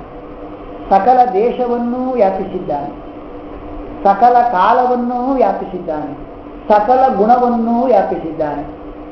ದೇಶದ ಕಾಲತಶ್ಚೈವ ಗುಣತಶ್ಚ ತ್ರಿಧಾತತಿ ಸಾ ಸರ್ವ ಹರೇರೇವ ನಶ್ಯನ್ನೇ ಪೂರ್ಣ ಸದ್ಗುಣ. ದೇವರಿಗೆ ವಿಷ್ಣು ಅಂತ ಹೆಸರು, ಭಗವಂತನಿಗೆ ವಿಷ್ಣು ಅಂತ ಹೆಸರು ಯಾಕೆ ಬಂತು ಗೊತ್ತುಂಟ? ವಿಶಲ್ರ ವ್ಯಾಪ್ತವು, ವ್ಯಾಪಿಸಿದವನು. ಏನು? ನಾವು ವ್ಯಾಪಿಸಿದ್ದೇವೆ, ಎಲ್ಲ ಕಾಲದಲ್ಲಿ ನಾವು ವ್ಯಾಪಿಸಿದ್ದೇವೆ, ಎಲ್ಲ ಕಾಲದಲ್ಲಿ ನಾವಿದ್ದೇವೆ. ಆದರೂ ನಾವು ಎಲ್ಲ ದೇಶದಲ್ಲಿ ವ್ಯಾಪಿಸಿಲ್ಲ. ತಿಳ್ಕೊಳ್ಳಿ, ನಾವು ಎಲ್ಲ ಕಾಲದಲ್ಲಿ ವ್ಯಾಪಿಸಿದ್ದೇವೆ, ಎಲ್ಲ ಕಾಲದಲ್ಲಿ ನಾವಿರ್ತೇವೆ ಅಂದ್ರೆ ನಾವು ಎಲ್ಲ ಕಾಲವನ್ನು ವ್ಯಾಪಿಸಿಕೊಂಡಾಗಾಯ್ತು.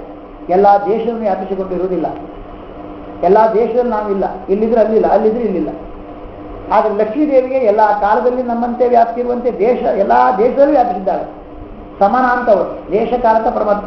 ಆದರೆ ಲಕ್ಷ್ಮಿಗಿಂತ ಭಗವಂತನ ದೊಡ್ಡಸ್ತು ಏನಿದೆ ಅಂದರೆ, ಅವನು ಲಕ್ಷ್ಮಿಯಂತೆ ಕೇವಲ ಎಲ್ಲ ದೇಶದಲ್ಲಿ ಎಲ್ಲ ಕಾಲದಲ್ಲಿ ವ್ಯಾಪಿಸಿದ್ದಲ್ಲ, ಎಲ್ಲ ಗುಣದಲ್ಲಿಯೂ ವ್ಯಾಪಿಸಿದ್ದಾನೆ. ಎಲ್ಲ ಗುಣಗಳು ಅಂತ ಲಕ್ಷ್ಮಿಗಿಲ್ಲ. ಹಾಗಾಗಿ ಹೇಳ್ತಾರೆ ಅವಿನಾಶಿತು ತದ್ವಿಧಿ ಏನ ಸರ್ವಮಿದಂ ಸತಂ.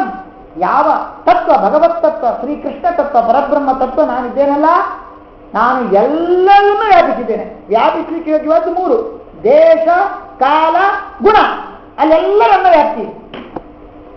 ಹಾಗಾಗಿ ನಾನು ಇದ್ದೇನೆಲ್ಲ ಅವಿನಾಶಿತು.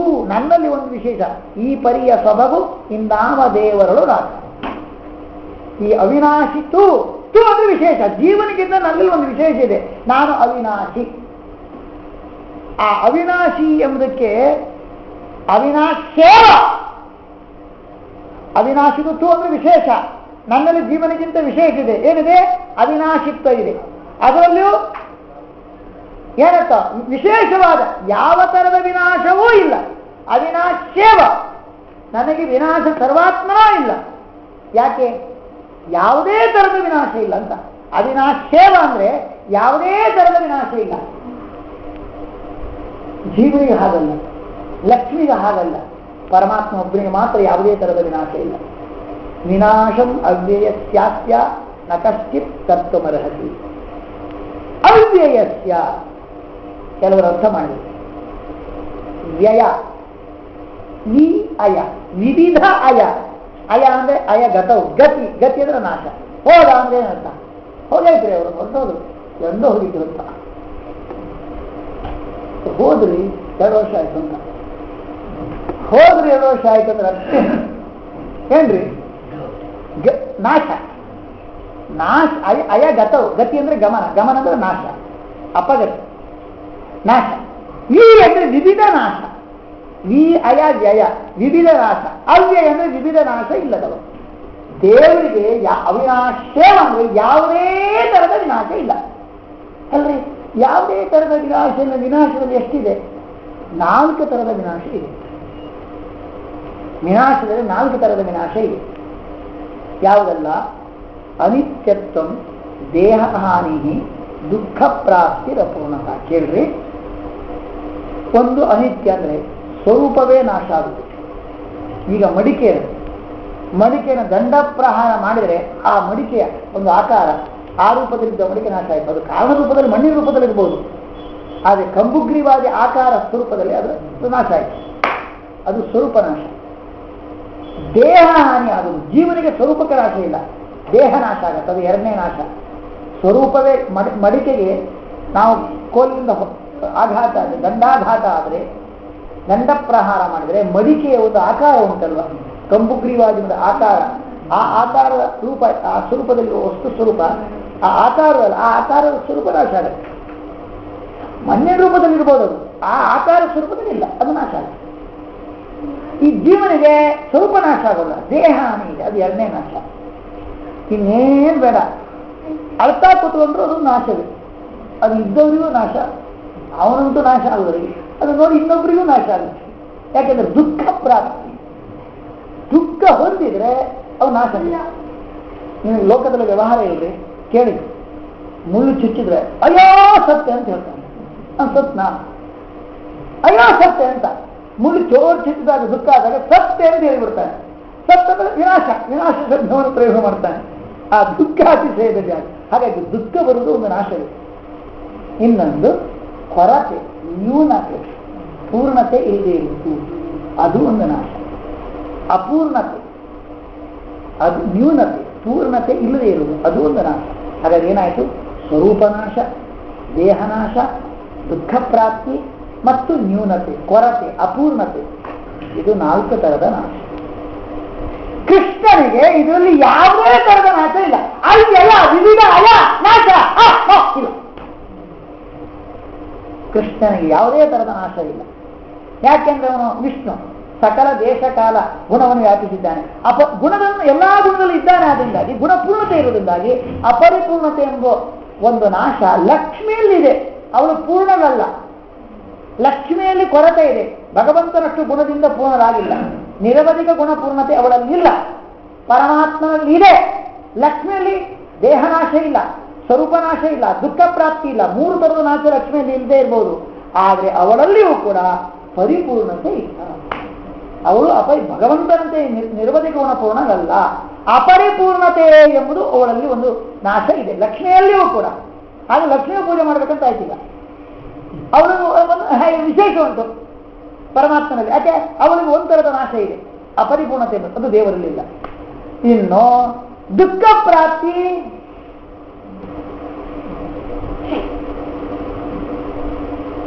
ಅದು ಪ್ರಾಣದೇವರಿಗೆ, ಅವರಿಗೆ ಏನು ನಾಶ ಇದೆ ಅಂದರೆ ದೇಹ ನಾಶ ಇದೆ. ದುಃಖ ಬಂದರೂ ಕೂಡ ದುಃಖದಿಂದ ದುಃಖಕೃತವಾದ ವಿಕಾರಗಳು ಅವರಿಗೆ ಇಲ್ಲ ಅಂತ ಹೇಳಿದ್ದಾರೆ. ಅಭಿಮಾನ ಇಲ್ಲದಿಂದಾಗಿ ಅವರಿಗೆ ಏನಂದ್ರೆ ಆ ದುಃಖಕೃತವಾದ ವಿಕಾರಾದಿಗಳು ಇಲ್ಲ. ಅಂತೂ ಲಕ್ಷ್ಮಿಗೆ ಅಪರಿಪೂರ್ಣತೆ ಎಂಬ ನಾಶ ಇದೆ. ಮುಖ್ಯ ಪ್ರಾಣದೇವರಿಗೆ ದುಃಖ ಪ್ರಾಪ್ತಿ ಎಂದಿದ್ದೂ ಕೂಡ ವಿಕಾರ ಆಗುವುದಿಲ್ಲ. ಮತ್ತೆ ದೇಹ ನಾಶ ಇದೆ. ಮುಖ್ಯ ಪ್ರಾಣದೇವರಿಗೆ ದೇಹ ನಾಶ ಇದೆ, ಅವರಿಗೆ. ನಮಗೆಲ್ಲ ದೇಹನಾಶ ಇದೆ, ಮತ್ತೆ ದುಃಖ ಪ್ರಾಪ್ತಿ ಇದೆ, ಅಪರಿಪೂರ್ಣತೆ ಇದೆ. 3 ತರದ ನಾಶ ಇದೆ. ಲಕ್ಷ್ಮೀ ದೇವರಿಗೆ ಅಪರಿಪೂರ್ಣತೆ ಎಂಬ ನಾಶ ಇದೆ. ಪ್ರಾಣದೇವರಿಗೆ ದುಃಖ ಪ್ರಾಪ್ತಿ ಇದೆ.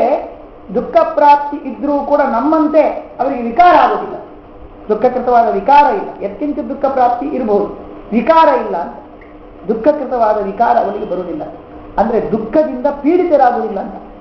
ದುಃಖ ಅಸಂಪೀಡಿತತ್ವ ಅಂತ ಹೇಳಿದ್ದಾರೆ. ದುಃಖ ಇಲ್ಲ ಅಂತ ಹೇಳಿಲ್ಲ, ದುಃಖಕೃತವಾದ ವಿಕಾರಾದಿಗಳಿಲ್ಲ ಪ್ರಾಣದೇವರಿಗೆ. ಅಂತೂ ದುಃಖದ ಸ್ಪರ್ಶ ಇದೆ, ನಮಗೆ ಹಾಗಲ್ಲ, ಗೊಳೋ ಬಿಡ್ತೇವೆ. ದುಃಖದಿಂದ ಸಂಪೀಡಿತರು ನಾವು. ನಮಗೆ ದೇಹನಾಶ ಇದೆ, ದುಃಖ ಪ್ರಾಪ್ತಿ ಇದೆ, ದುಃಖದಿಂದ ಸಮ್ಯಕ್ ಪೀಡಿತರಾಗ್ತೇವೆ ನಾವು. ಮತ್ತೆ ಅಪರಿಪೂರ್ಣತೆ ಇದೆ, 3 ಥರದ ನಾಶ ಇದೆ. ಆದರೆ ಯಾವುದೇ ಥರದ ನಾಶ ಯಾರಿಗಿಲ್ಲ? ಕೃಷ್ಣನಿಗಿಲ್ಲ. ಅದಕ್ಕೆ ಅವನನ್ನು ಏನಂತ ಕರೆದು ಅಚ್ಯುತ, ಚ್ಯುತಿ ಇಲ್ಲದವನು, ಯಾವುದೇ ಥರದ ಚ್ಯುತಿ ಇಲ್ಲ. ಇಷ್ಟು ದೊಡ್ಡಷ್ಟಿಗೆ ಕೃಷ್ಣನಲ್ಲಿದೆ, ಯಾವುದೇ ಥರದ ನಾಶ ಇಲ್ಲ ಅವನಲ್ಲಿ. ಲಕ್ಷ್ಮಿಯಲ್ಲಿಯೂ ಒಂದು ಅಪರಿಪೂರ್ಣತೆ ಎಂಬ ನಾಶ ಇದೆ, ಮುಖ್ಯ ಪ್ರಾಣಲ್ಲಿಯೂ ದೇಹ ನಾಶ ಇದೆ, ಅಪರಿಪೂರ್ಣತೆ ಇದೆ, ದುಃಖದ ಸ್ಪರ್ಶ ಇದೆ, ಆದರೆ ದುಃಖಕೃತವಾದ ವಿಚಾರ ಇದೆ. ನಮ್ಮಲ್ಲಂತೂ ದೇಹನಾಶ ಇದೆ, ಅಪರಿಪೂರ್ಣತೆಯನ್ನು ಕೇಳುವುದೇ ಬೇಡ, ದುಃಖದಿಂದ ಗೊಳೋ ಅಂತ ಅಳುವುದೇ ಅಂದರೆ ಸಮ್ಯಕ್ ಪೀಡಿತರು, ನಾವು ಉಪಯೋಗ ಇದೆ. ಹಾಗಾಗಿ ಯಾವುದೇ ಥರದ 4 ಥರದ ನಾಶ ಇಲ್ಲದವನು ಕೃಷ್ಣ. ನಿನ್ನಕ್ಕಿಂತ ಅವನಲ್ಲಿ ಒಂದು ವಿಶೇಷ ಇದೆ, ಅವನು ದೊಡ್ಡವನಾಗಿದ್ದಾನೆ. ಆದ್ದರಿಂದಾಗಿ ನೀನು ತಸ್ಮಾತ್ ಯುದ್ಧ ಸ್ವಭಾರತ, ಅವನ ಆರಾಧನಾ ರೂಪದಲ್ಲಿ ಯುದ್ಧ ಮಾಡು. ಇಲ್ಲಿ ಬೆನಿಫಿಟ್ಟಿನ ಪ್ರಶ್ನೆ ಇಲ್ಲ, ಪ್ರೀತಿಯ ಪ್ರಶ್ನೆ, ಆರಾಧನೆಯ ಪ್ರಶ್ನೆ. ಅದಕ್ಕೋಸ್ಕರ ಮಾಡು. ಇನ್ನೀ ಬಾಯ್ಬಿಟ್ಟು ಹೇಳು, ಕೃಷ್ಣ ನಿನ್ನ ಪ್ರೀತಿ ನನಗೆ ಅಗತ್ಯ ಇಲ್ಲ ಅಂತ ಹೇಳಿದ್ರೆ ಬೇಡ ಅಂತ ಹೇಳ್ತೀನಿ. ಅದು ಹೇಳಿದ್ದೆ ಇವಾಗ.